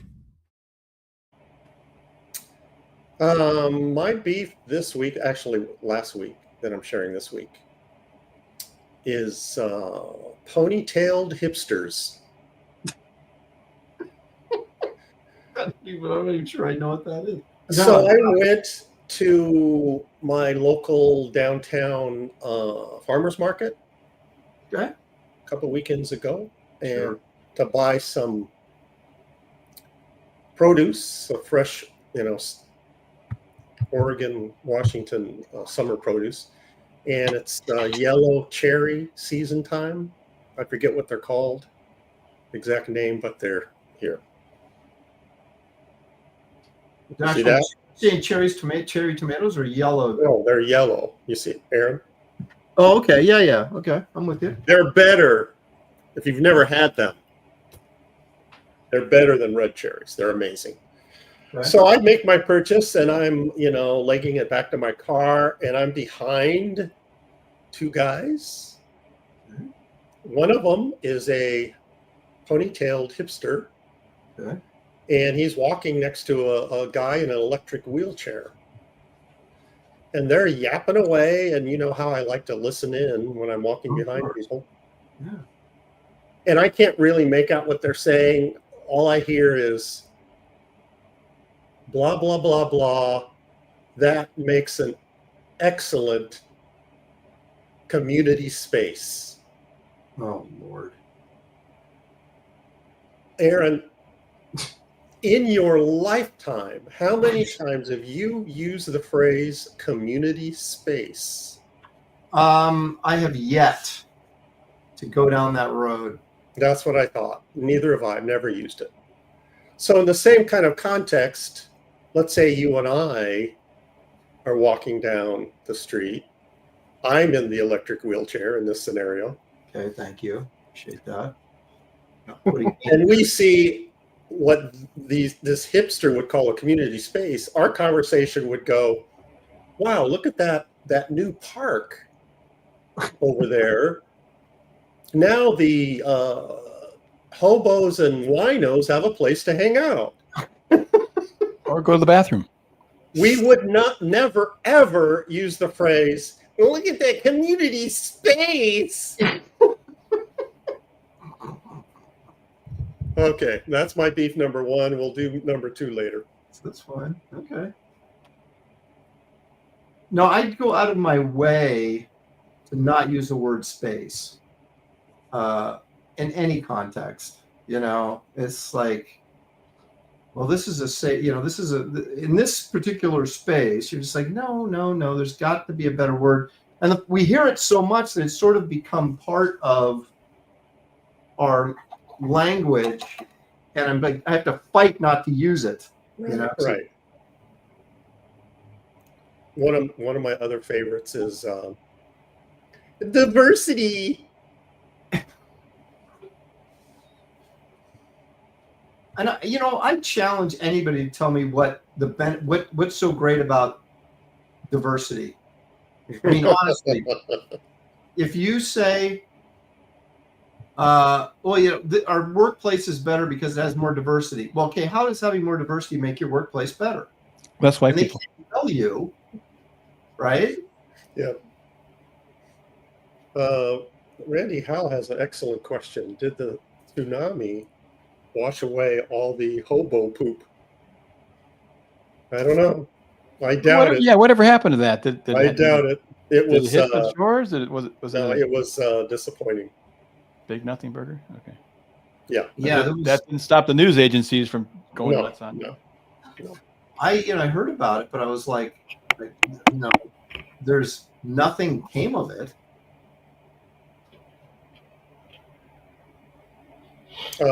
Mickey says payment sent. Oh boy, now I actually have to ship it to her. Yeah, so I would. Yeah, so Mickey, do you want it as is, or so should he tear it off the tablet, or do you want him to continue using it to the end of the show? No, it's ripped off on both ends. It's already torn off. Oh yeah. So my question is, do you want him to continue to paint on it, or do you want him to? Oh, Gary, there's no negotiation. She's paid for it. Yeah, well, that's too bad. That's tough. You don't have another one underneath it? No. Oh, I thought it was like a cat. No, when she's going to get some of today's paint on there. Okay. Freshen it up a little bit.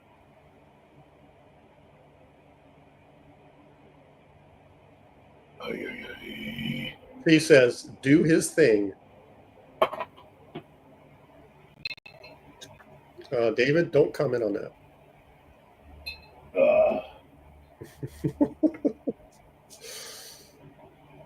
Somebody had an art question. I need to scroll to find it. It was a good question.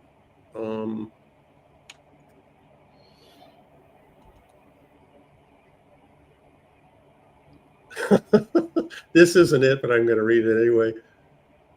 Golem Wolf says, Aaron's girl looks like she's terrified of the big furry arm coming for her. I think he's referring to my big furry arm. Is that what? Oh, I thought it was about mine. Eric in Boyd says, I watched the Graybeard'S for my safe space. Nick Clark says, for Aaron, the word space is the final frontier. Yeah. Not. I mean, I didn't have anything against the word space until it became what it's become.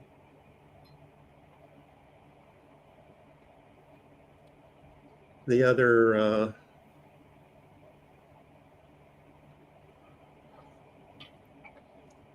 word that chaps my hide is tolerance. Yeah, because they're not tolerant of you. They're tolerant of only the things they want to be tolerant of. Yeah. Well, they're not really tolerant of anybody. They just like to use words that makes them sound like good people or something, you know. But these people are tolerant. None of them are accepting. They're all. I gotta say, it's interesting to paint again after 30 years. Here's maybe more. Art question, Golem Wolf. Have any of you guys tried the ultra matte medium like Finch does? You did a whole thing on that, didn't you, Aaron? But I haven't tried it yet. That's the thing. It's like our world is so, and I don't mean this as a joke, but it's so black and white because everything we do revolves around line work in comics that finding time to do color work is challenging. Yeah. Yeah, well, I'm still trying to figure out ink.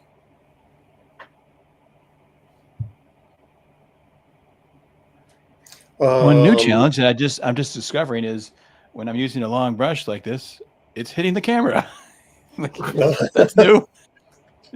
Like, wait a minute, it's hitting this, it's hitting that. Snap it in half. Snap it in half, make it shorter. Yeah, I probably have to. Kelsey would do that. Mickey, where's Mickey? Mickey wants to know how large the paper is, Aaron. What does she buy? Desk? It's probably 12, let's see, maybe 24, 30, maybe probably 48 inches or somewhere in that neighborhood. 48 by what? 24 maybe. 24 by 48. That's just a guess.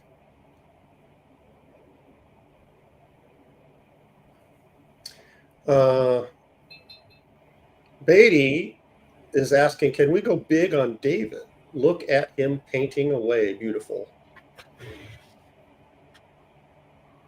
Yeah, David is smarter than I am. Wow. He's putting his shadows in. I'm just like meandering all over the place, and I should have put my shadows in. I should know better than that.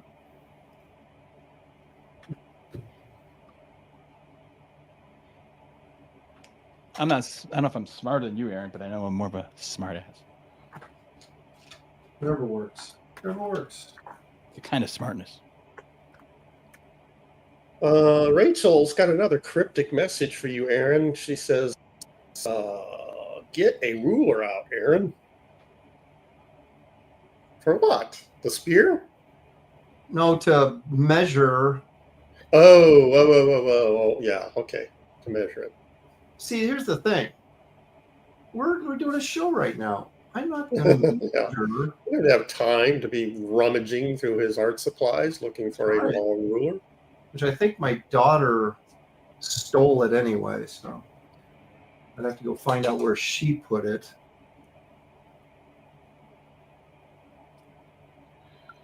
My son's, one of them, took some art supplies off of my desk, assuming that he could do such a thing. And I had such an unholy fit. Yeah. It just never happened again. Yeah, when you're in the moment and you reach for a certain tool or supply and it's not where you put it.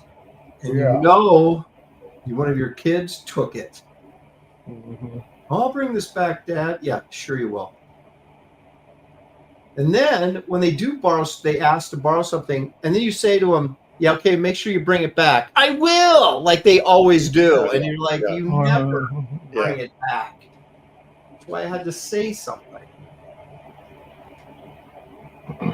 My kids, they're not kids now, but they're grown, but they still, when they ask for something, it's almost like they're a runaway slave. Sir, can I have some paper? And that's how they address David. Sir. Sir, yes, sir. Yes. Sir, can I have that piece of chicken? Yaza.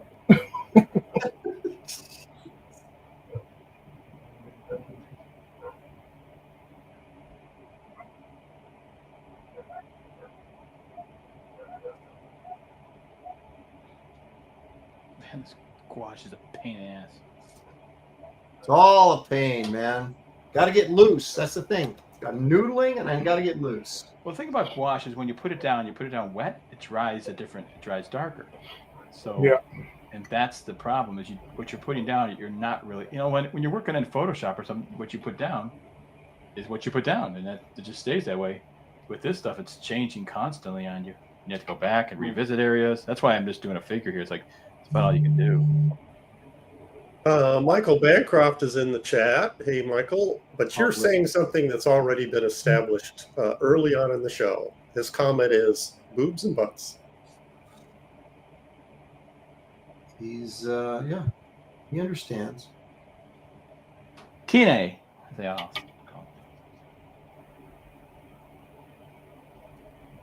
Remember Saturday Night Live did a bit. Remember back in the, those of you who were around in the 70s, I don't know how many actually were, but that narrows the chat way down. Yeah, but the ABC had this thing called Battle of the Network Stars. Oh yeah, and they would have the Saturday Night Live spoof to that. Remember what they called it? Yeah, it was Battle of the Network TNA. Yeah.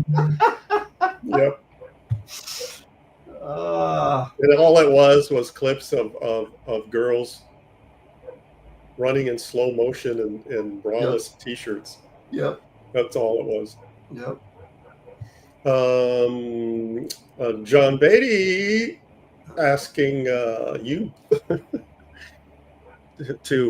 he's commenting to Mickey. He says, you bought the scrap? You should get the painting thrown in too. For $50? Come on, Beatty. You're not a very good agent.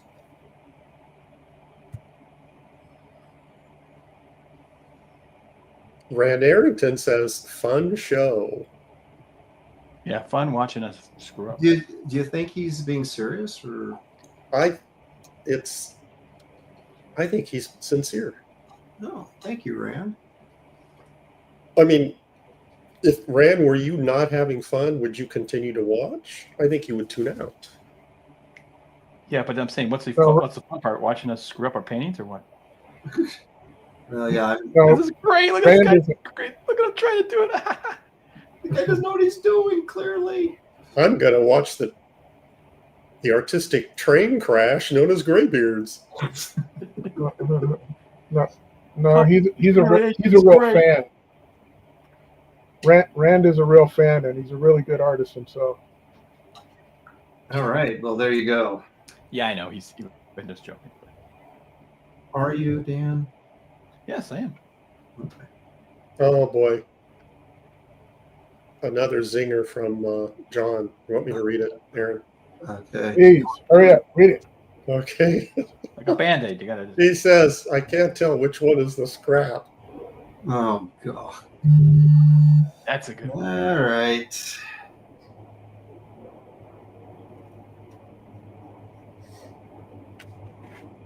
Hang on a second here.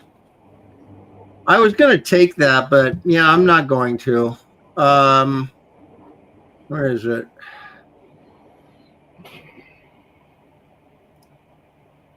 There it is.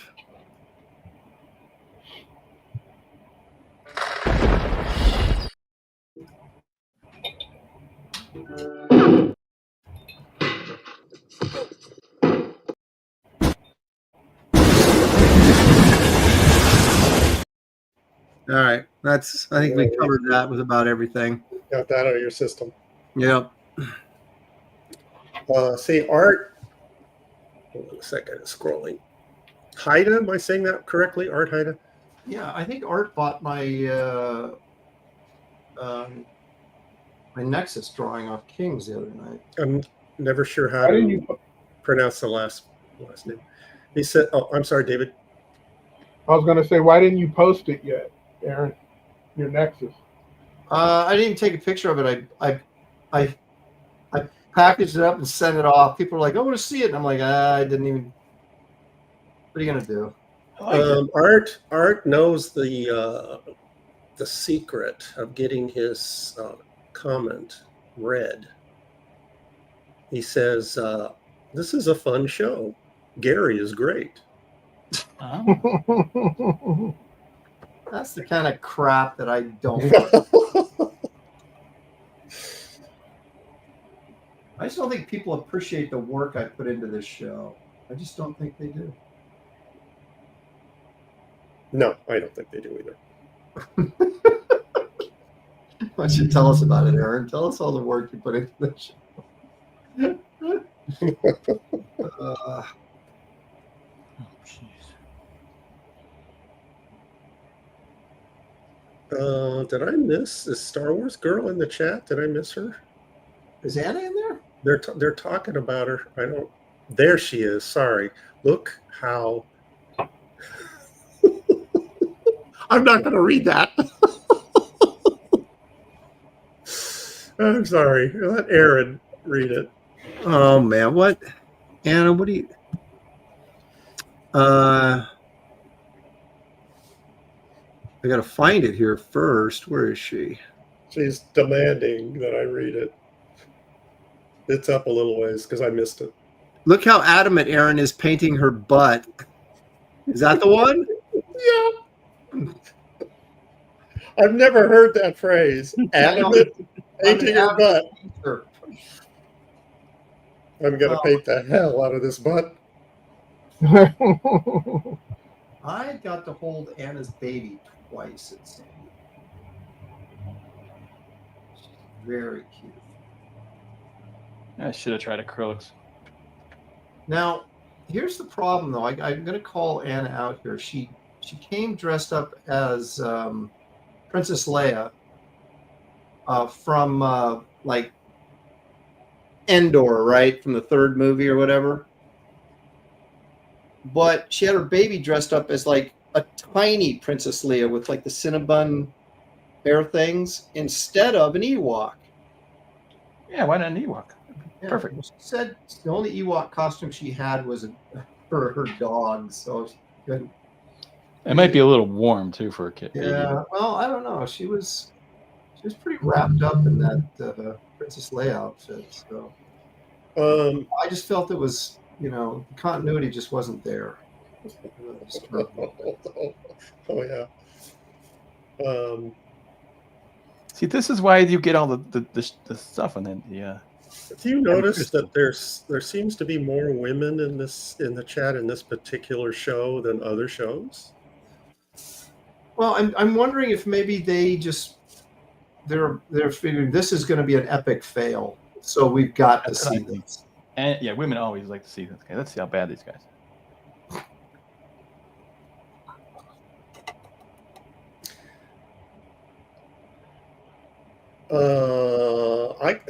It looks like Tariq Ramadan is kind of putting things in perspective. I hope I pronounced your word correctly.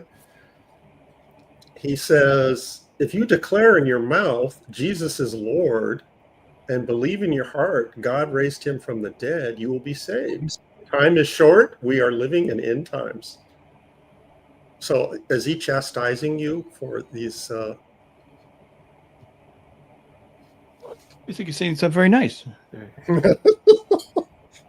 Are you suggesting that maybe he's chastising us? I'm not suggesting anything. I just, butt drawings? Because David will have a response for that.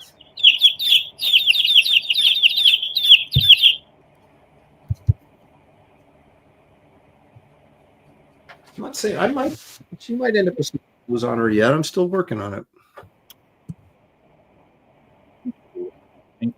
Let's see. What did I miss here? Oh, there it is. Bad Adam 12 for $10. Thank you, Bad Adam. He says, I appreciate you, Aaron, but Gary's pretty cool. Guys with ponytails and man buns piss me off too. Not as much as the backwards hat. I hate that. Yeah, see, there's a certain age where you've got to take a trip to the barber. Enough is enough. But it's like this reverse thing. It's like a lot of guys, the older they get, the more they think they can grow their hair long. It's like the geezers at the beach in the Speedos. It's opposite. The kids are wearing shorts down to their ankles, and the geezers are wearing Speedos. Exactly. Yeah. It's funny how most people when they get older get more self-conscious, but there are some that get less. Yep. And I guess they figure, well, what do I got to lose at this point?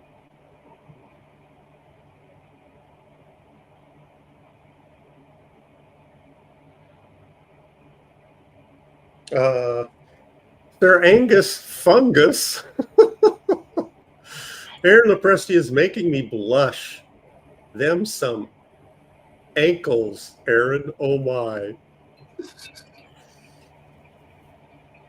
Those are pretty good ankles.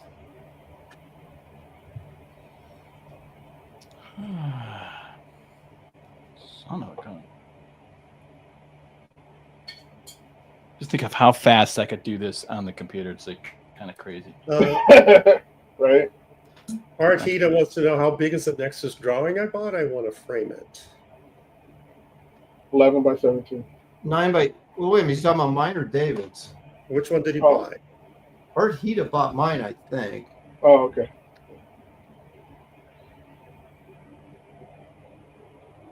It's 9 by 12. If you're referring to mine. Yeah, I agree. John says, like when a bunch of old bald guys dyed their beards black brown. Just no. That's true. Where are they? Remember Burt Reynolds had this like ridiculously dark black hair for such a long time when he was older. It just looked absurd. They forget that maybe just sprinkle in a little gray just to make it look realistic. No, it's got to be like jet black. It's got to be difficult to, make your living out of your looks because that's something that just does not last. Speak for yourself. We have yet another female in the chat, Baggins and the Banshee. Dan, I married my husband because he's not in a backwards hat. Yeah, exactly. I would agree. I would recommend that to women. Avoid the man with backwards hat. Star Wars Girl says they're talking about EVS. No, we're not.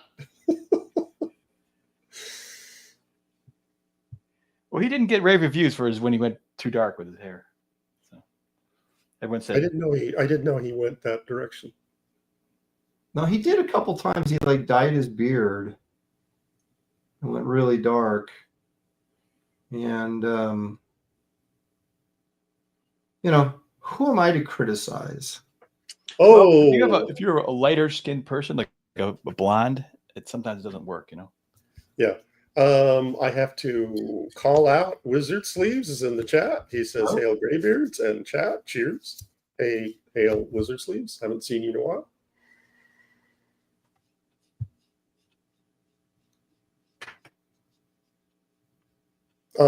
Nate 313 says it's not the long hair. Scrolling. It's the soy attitude that seems to spawn them. Well, you know, they go hand in hand. So, you know, you go to a hippie restaurant and you order soy and they say, "Oh, would you like the ponytail with that, sir?"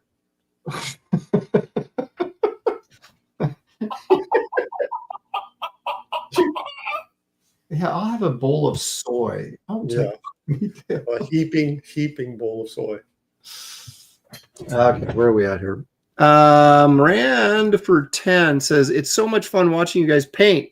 Ron has certainly created one nice bubble butt. Pimp Daddy G, I hate the man bun idiots too. Love you guys." Smiley face. Thank you, Rand.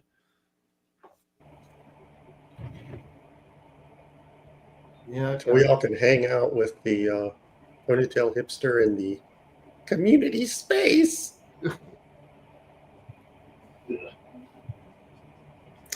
Golem Wolf wants to know if you guys giving the girls tan lines like Frazetta did.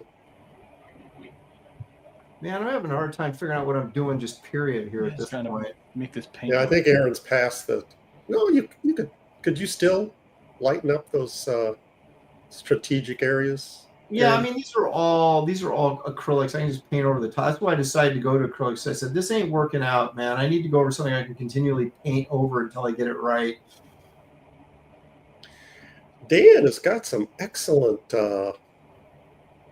back rendering going on there. Backs Really? are not easy. Disaster. No, it looks good. Backs are not easy. Oh, no, that's why I'm having a pain in that.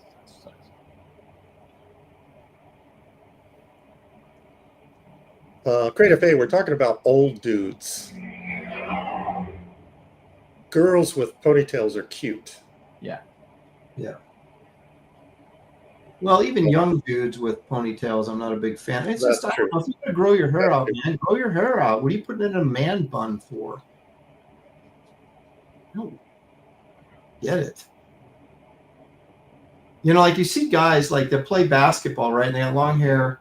And then they put, and I'm talking about like professional players, right? So that's what they're doing for a living.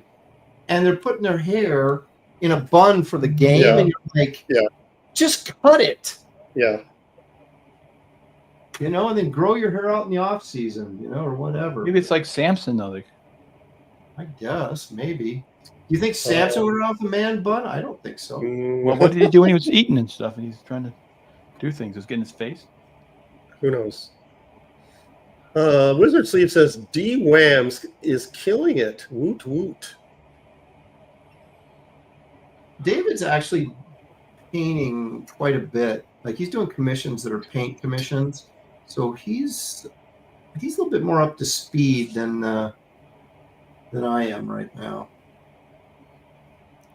Because he's absolutely right. You got to go in there and knock out your shadow areas, and I didn't do that. Now I'm trying to do it, and it looks like crap. And Michael Bancroft says muscly backs and thick thighs the Frazetta way.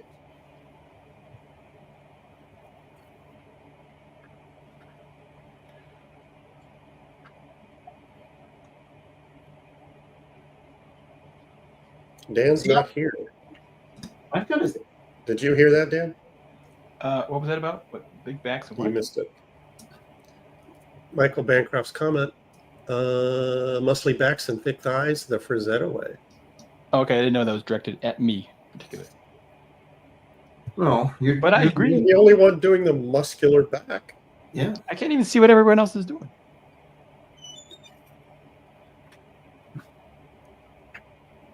But I agree. David's got the back showing, but it's a little softer than yours.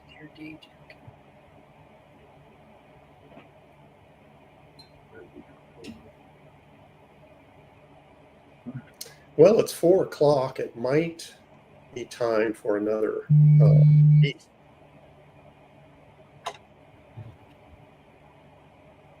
All right. Yeah.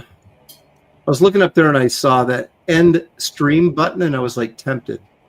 All right, here we go. Don't do it, Aaron.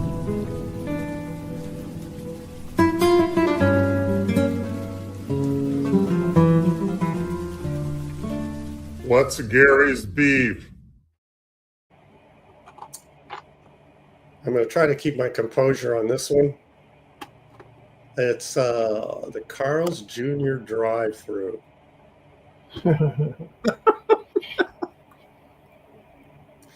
So I probably get fast food a couple times a month, maybe every other week I'll get a burger or something like that.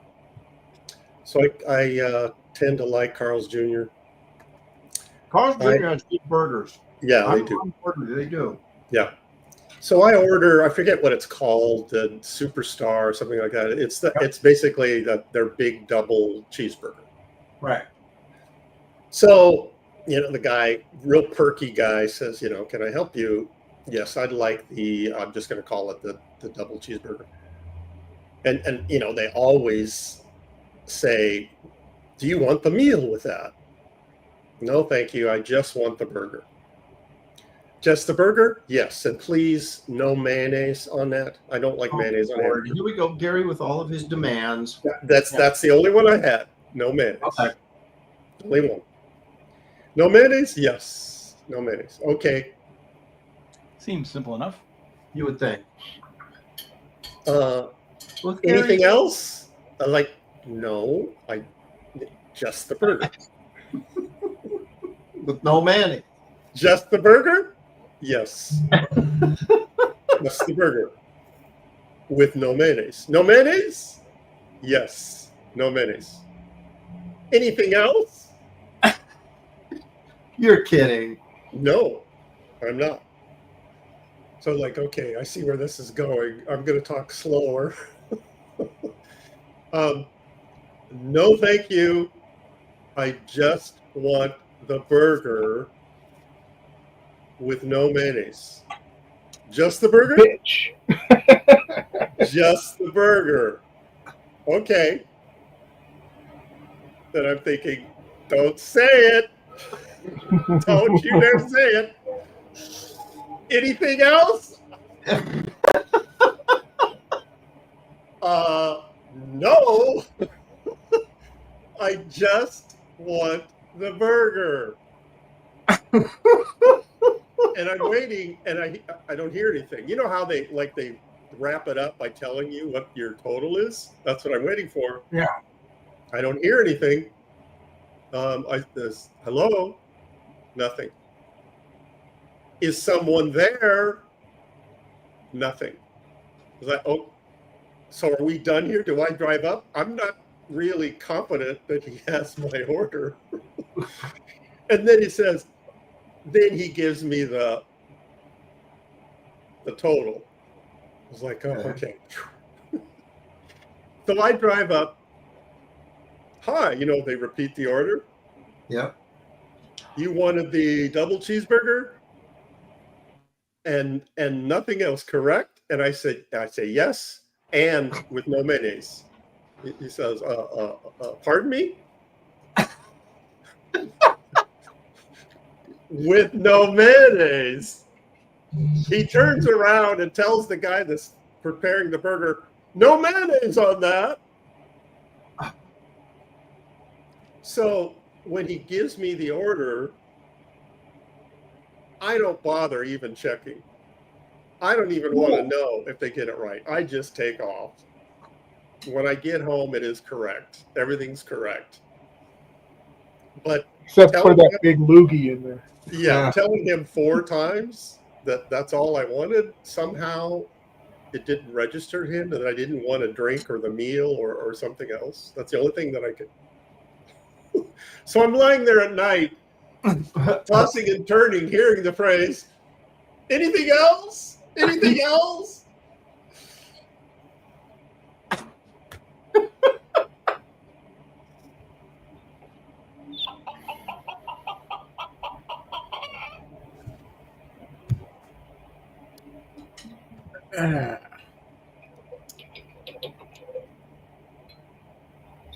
Rand for 10. He says, Ron, have you tried adding slow drying medium in your acrylic? I think you'd like it. Pimp Daddy G LMBO. Anything else? Are you sure you don't want anything else? What is LMBO? I know that the hipsters know, but Laugh my laughing my butt off. Laughing my butt off. No, that's what I think it is. Maybe. Okay. All right. Who am I to question the modern lingo?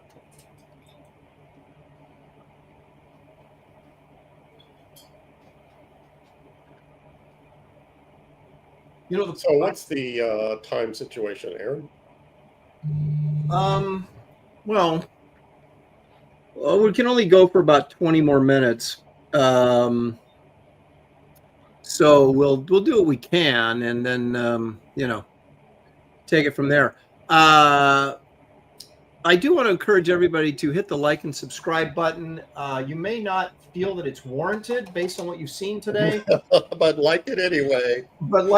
Because there's always hope for next week. And I will say this: next week, we have a guest next week, and it is next level. Okay, so somebody better than John Beatty? Well, certainly no one more accomplished than John Beatty, because John, of course, is on Gary's Mount Rushmore of inkers. So, no, I guess I should just say it, right? What? Why not? Your show. No. What? No. David, we're going to announce it at some point. Yeah, just go ahead. Okay. We have, those of you who are into sculpting and film and greatness may know the name Mike Hill. He works with Guillermo del Toro. He worked on the new Frankenstein movie. He's a freaking unbelievable sculptor. Well, we're not getting him. But he has an assistant named Bob. Yeah, Bob. We're getting Bob. Bob will be with us and talk about how great Mike Hill is. No, Bob Mike has actually Hill, met him, and you met Bob? Mike Hill will be joining us next week.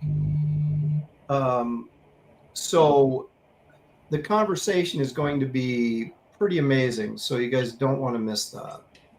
Yes, that will be much better than this.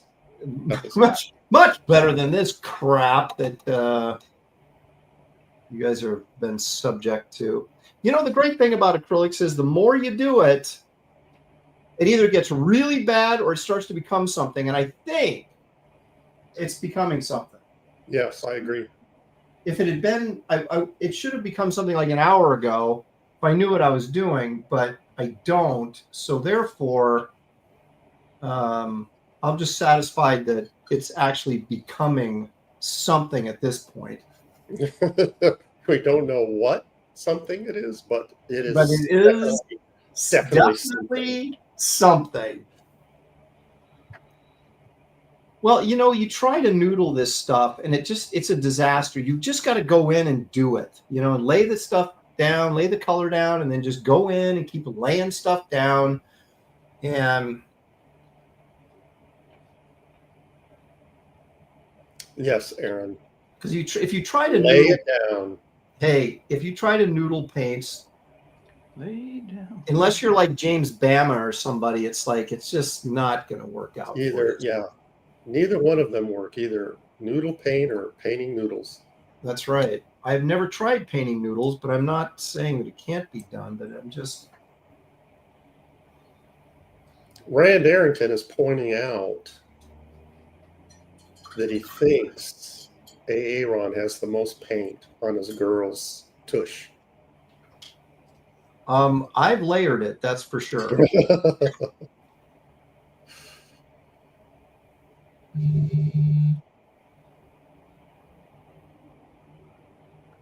I'm very impatient, and it's kind of like you want to put in the highlights, but the highlights you're supposed to put in last. And if you do that, if you do your darks and work your way to light, the painting looks like crap. And then all of a sudden you put the highlights in and it's like sings. Yeah, that's weird how that works. But it's true.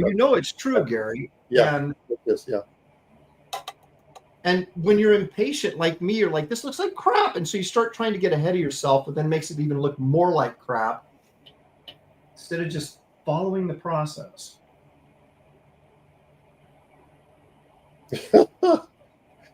Anna says, Aaron's an ass man. Confirmed. Oh, Anna, you can get me in trouble.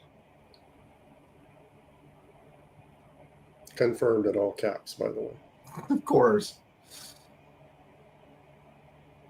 No, this is a Frazetta stream, you guys. It's all about the booty. Bancroft says, but have you properly noodled it? I'm still working on the whole noodling part, but not to be confused with Google. I'm just thinking about that concept of, can you improperly noodle something? I know for a fact you can because I've done it. Oh, okay.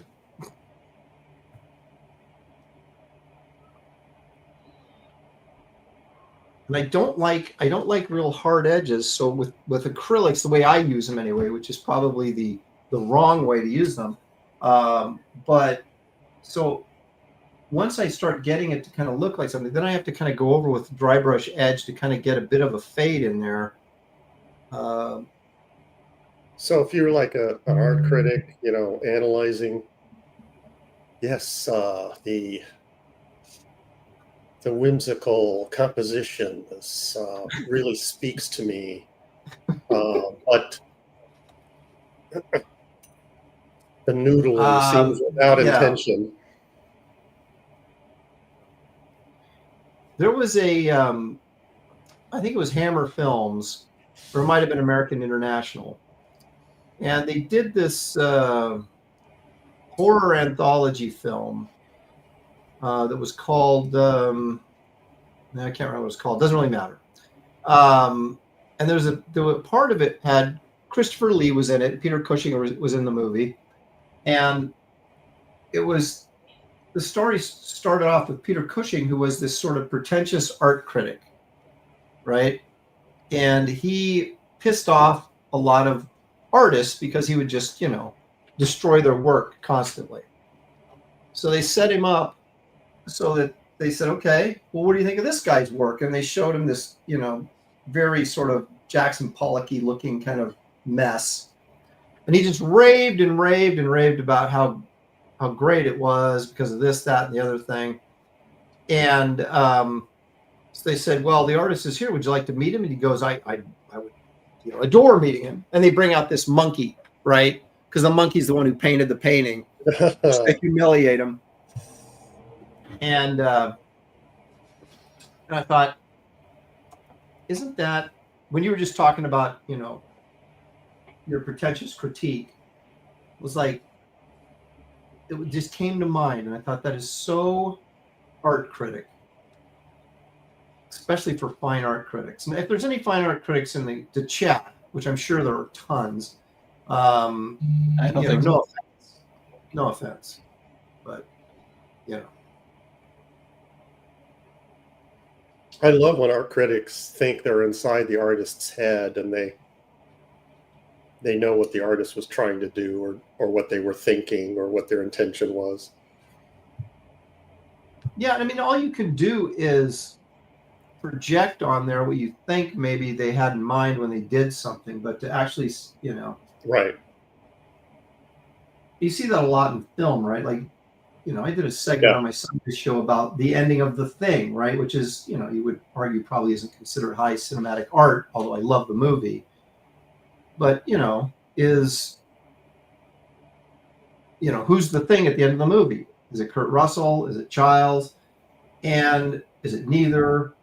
And there's like a million, theories and critical analysis of it. And, Carpenter was probably like, I don't know, just film it. You know what I mean? And it's like to try and get too far into this stuff, like that it's over. Yeah. One of the funniest things I read was if you ever seen Eraserhead by David Lynch. Long time ago. It's a complete like acid trip movie, right? Makes no sense on any level. And you'd see that movie and everybody would be talking about, well, it means this or it means that. And he literally came out and said that it was just nonsense. He was just putting together weird images. Yeah. Remember when Patrick McGowan's Prisoner was first being aired in the United States? That's like late 70s, I think. Was it that late? Yeah, I think so. Okay. Mid to late 70s.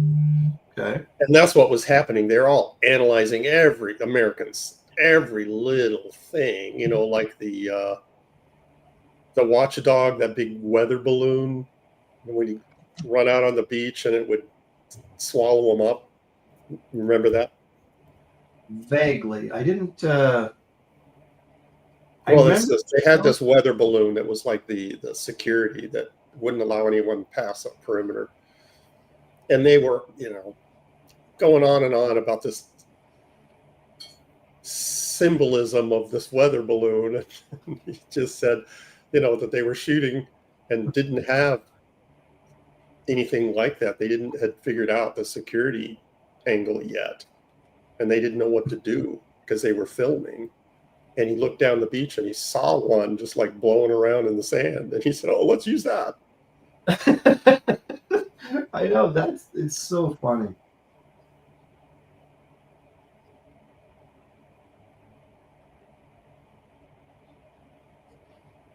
But also know that it's when you make a movie. Rover? I'm sorry. William Wellborn says Rover. Yeah, I think that's what it was called. I'm sorry. No, I was going to say when, like, I had a friend of mine and we were in a film class in college, and we made a short film, and we were so sick of the pretentious doofs that were in our class. It was just driving us nuts. So we made an entire film kind of like Lynch did, where it doesn't make sense, because we wanted to hear what they were going to say, Yeah. And the funny thing is, as we made this film, it took on sort of a narrative structure on its own and actually became something when we set out with actually zero intent of making something that made any sense at all. And it did sort of make sense in a very abstract way, but there was like elements that just as, a storyteller that maybe subconsciously went into it that made it more cohesive than we'd ever, thought it would be. So it's funny that it's really hard, I think, to do something completely nonsensical unless you're David Lynch, right? Because at some point your storytelling brain sort of kicks in, and you want to make sense of it.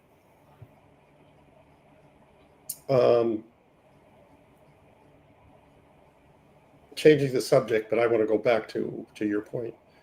John Beatty says, Gary, I believe I'll have Sonic for my dinner tonight. Do we have Sonic? There's a few of them around here, but not near me. He says they also have tater tots. Yes, tots for me. Yeah, their tater tots are awesome.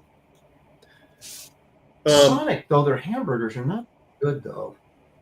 I don't Yeah, like I remember, soy. David, you remember telling me a story where they were advertising their hot dogs, Yeah. and that did not end well for you? Yeah. No. There's a where was the place that I took you? Was it? Your Wiener Schnitzel? No. Actually went to the. Well, you were talking about hot dogs. Yeah, I know, but we were talking about hamburgers before that. So, where's the one that I took you to that you liked? I don't remember the name of it. It was a chain that I'm not familiar with. Yeah, it was really good. I'm just saying, I'm going to there as soon as we finish this Okay. madness. Okay. It was one of those, now this is a hamburger kind of moments. Yeah. Oh my gosh, I was in California. We were driving to get my daughter from college, so we were driving down to Arizona, but we went through, took the I-5 route, and man, I can't remember the name of the place, but oh my gosh, the hamburgers were incredible. It was kind of almost like an old, kind of felt like a 50s sort of diner thing, but yeah.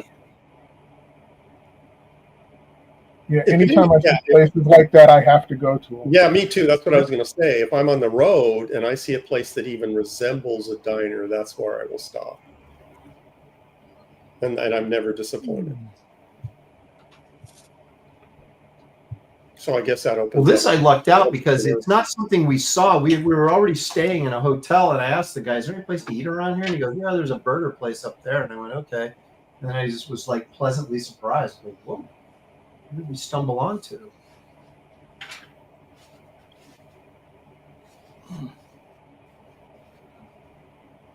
Yeah, John says Five Guys. I don't get I mean, it's not bad. I don't have any problem with Five Guys, but it's like, I don't know. Everybody like talks Wait, about you don't have any problem with Five Guys? Was that, Dan? Forget it. Another bad joke by Dan Lawless. We're getting a lot of regional burger joint suggestions in the chat. Sandra kind of traumatized me on Five Guys because this one time we went there and I was starving, and got the food and we enjoyed our food, and I go, man, I couldn't. I'm so glad I got Five Guys in me. And she looked at me in that way, and I was like, oh damn. So every time she said, "Hey, you want to get some Five Guys in you?" I'm like, "No." Five Guys in you? Okay. Yeah. Oh, my. Wow. Yeah.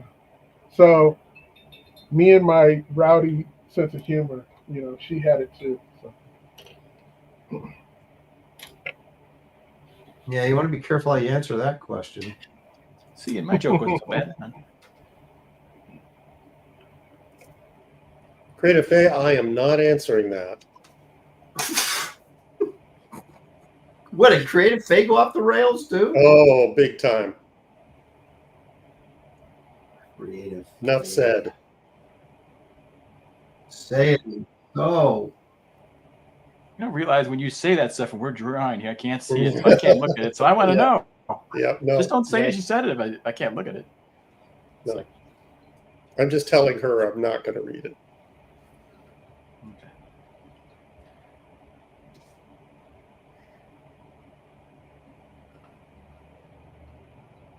Boy, man, I mean, anytime we start talking about food, the chat just goes off.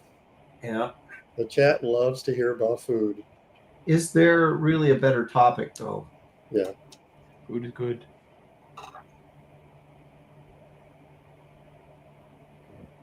I had some good food in San Diego, but you never know because oftentimes you end up just wherever you can get in because it's just so busy. By the time we get out of the show, you eat wherever you can find a table. Right. And so you may not always end up in the best spot, but it's whatever you can get. I had some good food. So don't ask me the name because I can't remember the names of the places we stopped at. I did remember this one place driving home from visiting David. It was called the Shake Shack. Yeah. One of the best burgers I've ever had. It's really good, and it was run by a bunch of high school teenagers. They're like had the radio blasted and they're back there singing and dancing, and acting like teenagers, but they knew what they were doing. They put the burger together. Yep. Well, I think we had a Shake Shack. You said that was Shake Shack? Yeah, this was in. What was the name of the restaurant? The Shake Shack. This was in. Idaho. There was they had one in Florida, not far from CrossGen. No, wait a minute. I take that back. It was Steak and Shake. That's a different place. They don't have those out here, do they, Aaron? Have you ever seen one on the West Coast? Steak and Shake? No. But I think there is a Shake Shack over on. Was it the Shake Shack you went to? Was it a what do you call it? Like a mom and pop place, or was it kind of like a chain? Yeah? I mean, it was this little tiny building. As you're driving by, if you blink, you'd miss it. Because I think there's a Shake Shack over on. I don't know how well you remember this area, but over off Cedar Hills Boulevard and in the Beaverton area. Yeah, past Beaverton Mall, like you're going towards 26. They put in, I mean, not too long ago, like in the last couple of years, and every time you go by there, there's like a line. Okay. What am I missing? You know? Yeah. I mean, I'm not going to wait in line to do anything. Right. Certainly not eat a burger. But this place didn't have a drive-through. You had to go in and order it. I mean, that's how small it was. Well, we got a place not far from me that's called Mike's Drive-In and Diner, and it's set up to be, again, like kind of a 50s sort of place, and for hamburgers and ice cream and stuff, and it's really good. Mickey is asking about Fuddruckers. Yeah, they took all those out of here because they just couldn't bear the language. It was just like people like. I remember they had one of those. I think in Beaverton. Yeah, my mom used to have a cow. If I ever said funky. Really? What's your language? I'm like, Mom, come on, it's funky, man. Gary. Yeah. You know how fast I eat? Yeah. We went to Fuddruckers, the whole Cartoon Network crew, and Dusty Abel went in there. You know who Dusty Abel is? Yeah, he's a bodybuilder. Thor, the personification of Thor. And so we go in there. He has his Ugg boots on, shorts, blonde hair billowing and stuff. And he opens the door, and it's almost like a commercial. The wind started blowing his hair. light was behind him. Like Fabio. Yeah, exactly. I can't believe it's not butter, And he sees all this food, and we're thinking, oh, okay, he'll just get like a double or whatever. And those Fuddrucker burgers were so huge. He got the biggest one, and I never saw a burger this big before, even on a burger eating challenge. And he put it down, and everybody's looking at him like, are you going to really eat all that? And he finished before me, and you know how fast I eat. And I had a big burger, and I was like, damn. And the crazy thing is that he went back for another. I'm like, man, If this you're boy can put it away. if you're pumping iron like that, man, you got to keep the If Yeah, you guys put those like calories in.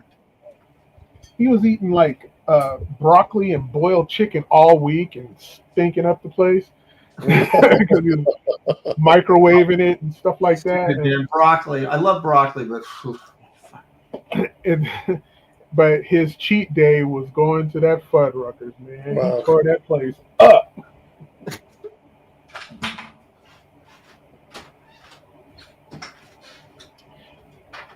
Well, that looks. That's one of the downfalls of reaching your twilight years is your appetite is not what it used to be. Exactly. But you think you can still eat as much as you used to. Oh, let's see if this is present. Yeah. Dude, That's gotta be true. No, it ain't. I've discovered that. That's really true. It's like I hardly eat anything.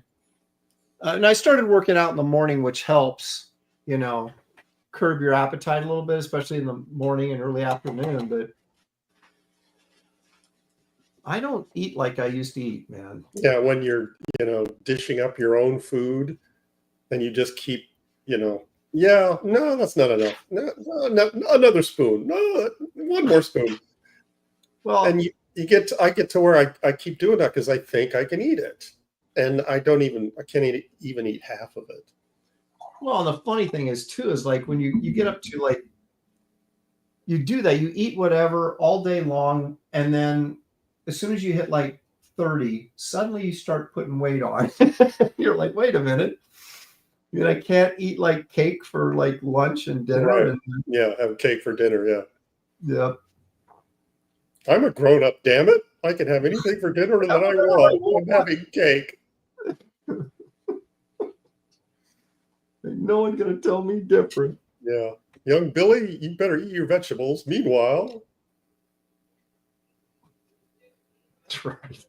Not anymore. It's all about the cake. But I started, people really crack down on trying to be healthier as they get older. I'm the opposite. Yeah. I'm the opposite. I think, the clock's ticking for me, damn it. I'm going to have enjoy as much cake as I can. Exactly. I don't, what pie? Let me see the pie challenge. Let's see if I can eat the whole thing in one sitting. I was like, what have I got to lose? I mean, it's you're going to die anyway. Enjoy it while I can. Well, and there's some truth to that. It's like my mom's 94, right? And she's like, I probably shouldn't be eating this. I'm like, Mom, really? Yeah. Really? Yeah. Eat whatever you want. I mean, who cares? Yeah. You can smoke a bag of cigarettes. You can do whatever you want when you're 94. Exactly. The clock is ticking. Yeah, when she died at 96, they'll say, how's those cigarettes she had for the last 2 years? Yeah, it was that cake diet that did it. Yeah. Get her some heroin. At this point, man, it's like you can do whatever. I was always curious about drug users. Let's see what it's all cracked up to be. Yeah. I'm still very protective of my brain cells. Even now, I want to hang on to whatever I've got left. Well, yeah, you know what? You don't want Alzheimer's. That's the thing, right? It's like I'll drop dead, but I want to drop dead, with all my faculties.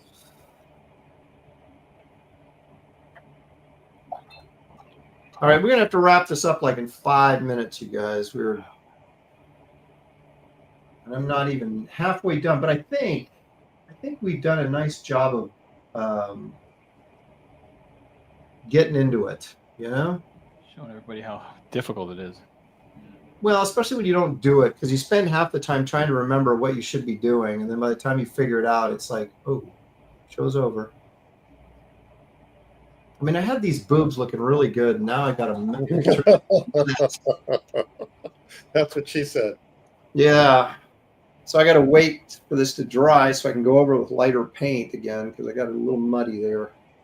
Nothing worse than muddy boobs. Now that's the one thing that's kind of good about gouache. It really dries fast, but it's just a pain because it doesn't mix that well. You gotta really mix it up a thick. Yeah, mixing it is tricky.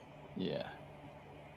Well, the good news and the bad news about it, the good news is it dries fast. The bad news is because it dries fast, it dries different ways. So something that looks light, it gets dark or vice versa. Whatever. It's just a pain in the ass.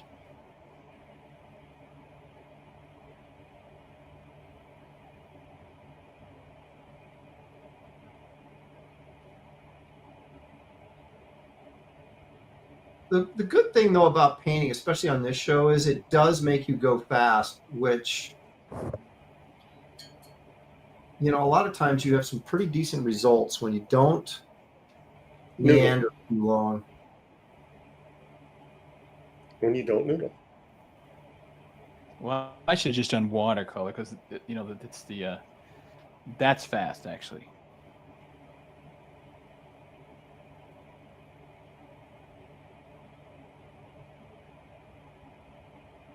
We're getting all kinds of health advice from the chat now. Of course.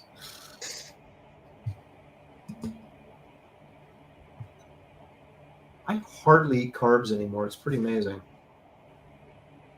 But I still have a problem with sugar. So it's like I'm cutting out carbs, but then I'm like, oh, is that chocolate?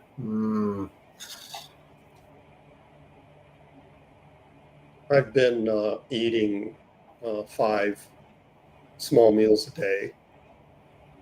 And when you do that, you have to be on a schedule and you can't interrupt a meal with snacks. And so that cuts out opportunities for, cake or Twinkies or whatever. So is that without trying, I've cut way back on sugar.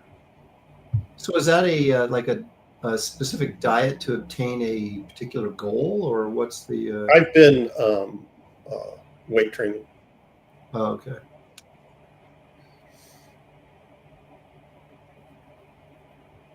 I used to be really sort of regimented about my diet when I was lifting all the time, but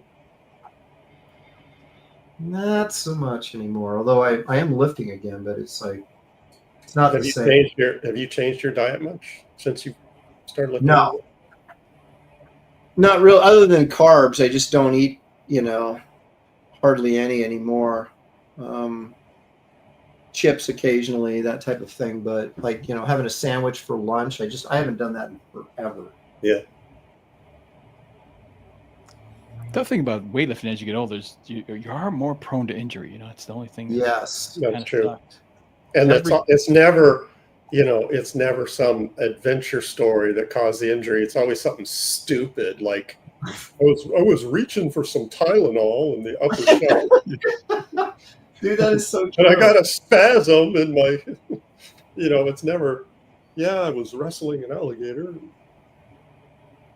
Well, it's like when you were young and you lift weights, it's like you have that soreness, but it's a good kind of soreness, right? Right. When you're old and you lift weights, it's just sore. You just hurt. Is this ever going to feel better? That's true. It's different. It's not the kind of soreness that inspires you to keep doing it. Right. It's just like I just hurt all the time now, and it's like, wait a minute.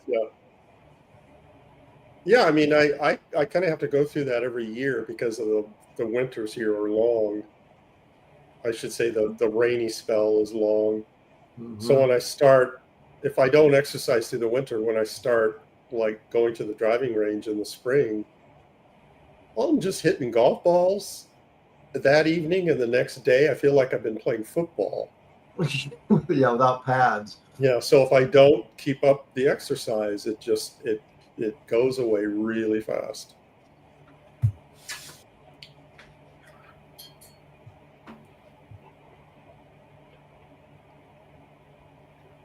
Booty.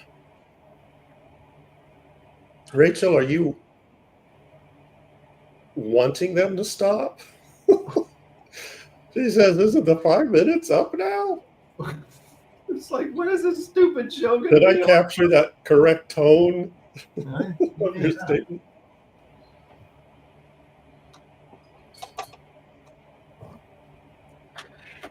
All right, I'm going to do something real quick while you guys are, as we finish this up.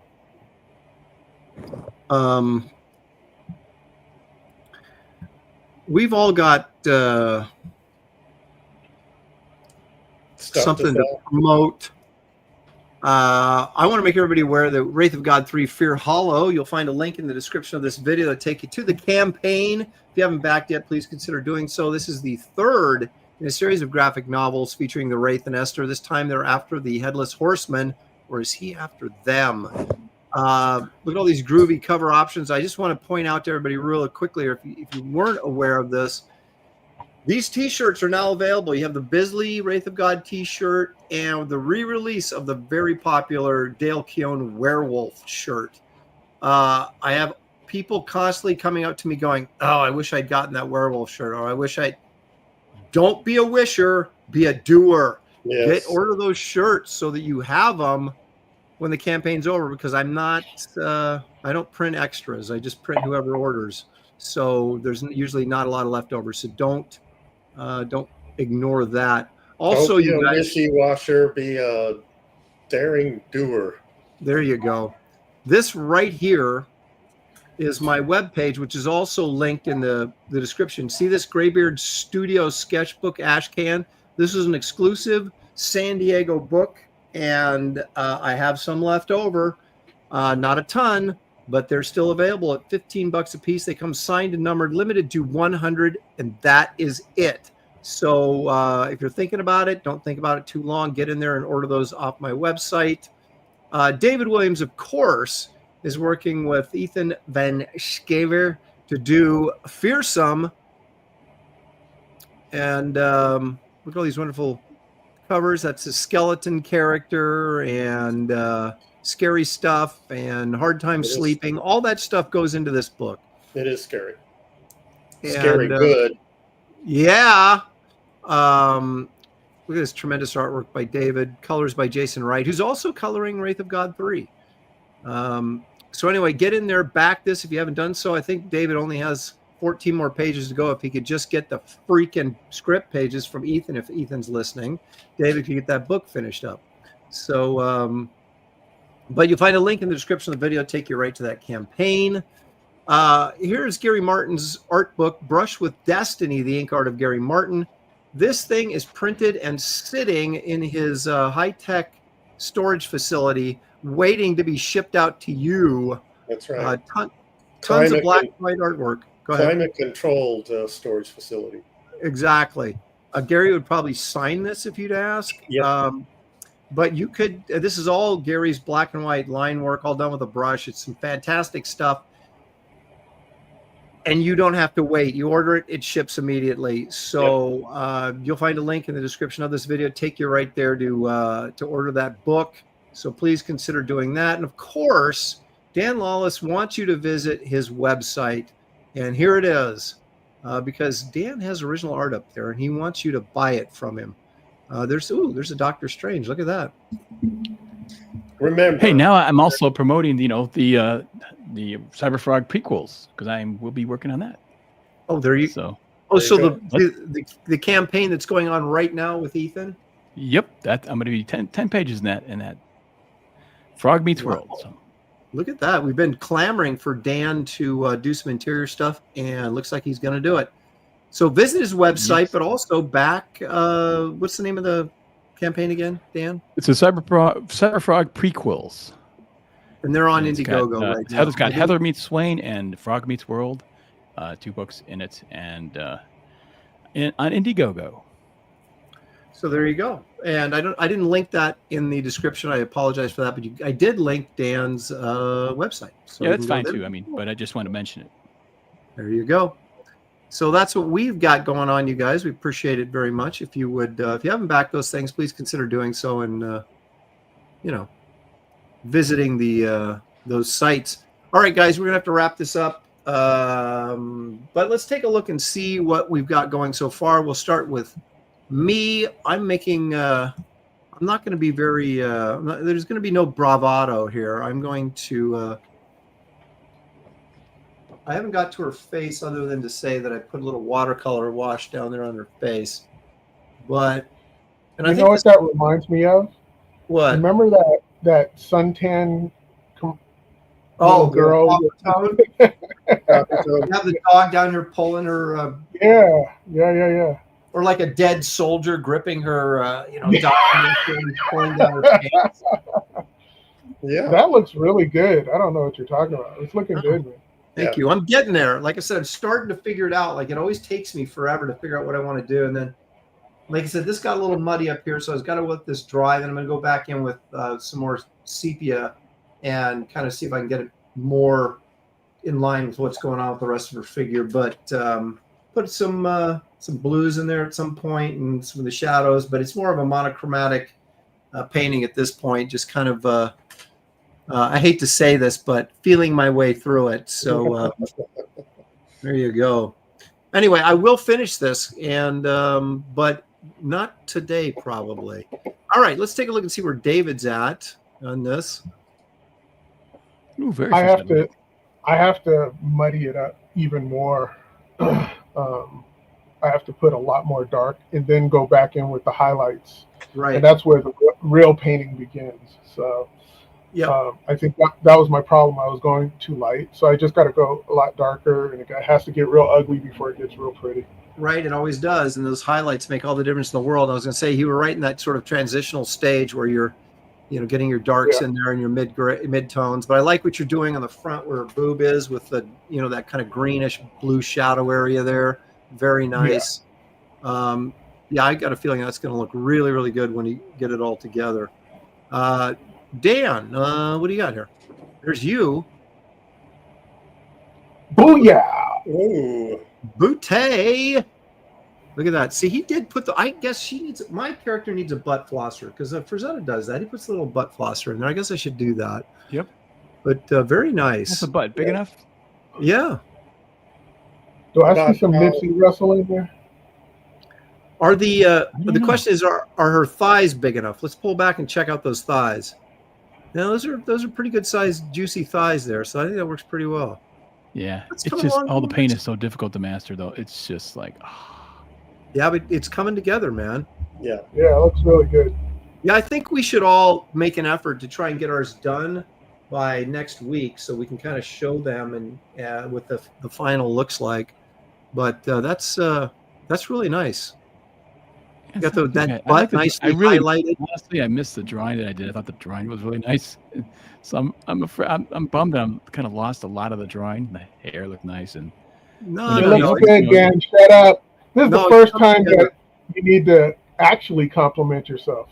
Yeah. Okay. Well, that's looking really, really good, dude. Wait, the first time? Wait a minute. Man, you can do a pencil drawing anytime. That's the first time you've done anything halfway decent. Yeah, exactly. And then now you're running it down. Hey. Very nice. So we have a lot of nice pieces here that are in the process of becoming something, and we'll desperately try to get all these paintings done next week, so we can show it on the show. I want to thank everybody for joining us, and remember, next week we do have the great, and I don't use that term lightly, Mike Hill joining us. He won't be drawing, but he will be talking about his achievements, and I will have lots of photo reference for you guys to see as we talk to him. And also, I think next week we're not going to do a poll, but I think we should do, I don't know what you guys think about this, but Mike's a monster guy. Should we do Universal Monsters next week? Sure. Yeah. All right, there you go. We all like Universal You know what? Monsters, Why don't you ask him what he wants us to draw? That'd be kind of cool. No, I think he would like Universal Monsters. Well, that's what I'm saying. Just ask him. What do you think of that? He's a huge Universal Monster guy. I'll bring it up to him. I'm speaking for him. All right. Yeah, David knows him pretty well, and I think so let's just plan on doing Universal Monsters next week. That'll be fun. And everybody loves Universal Monsters, so it's great. Yep, exactly. You guys, please hit the like and subscribe button. We appreciate it. It helps the channel grow and makes us feel good about ourselves. So, and that's probably maybe the most important thing. Did I get all the super chats here before I run away? I think so. Yep, I sure did. All right, everybody. Thank you again. Check out the landing party today as we explore Spock's brain. It starts an hour later, but join us and join us here right here next week for Graybeard's Studio. Good night, everybody. Corn dogs. Corn dogs. Corn dogs.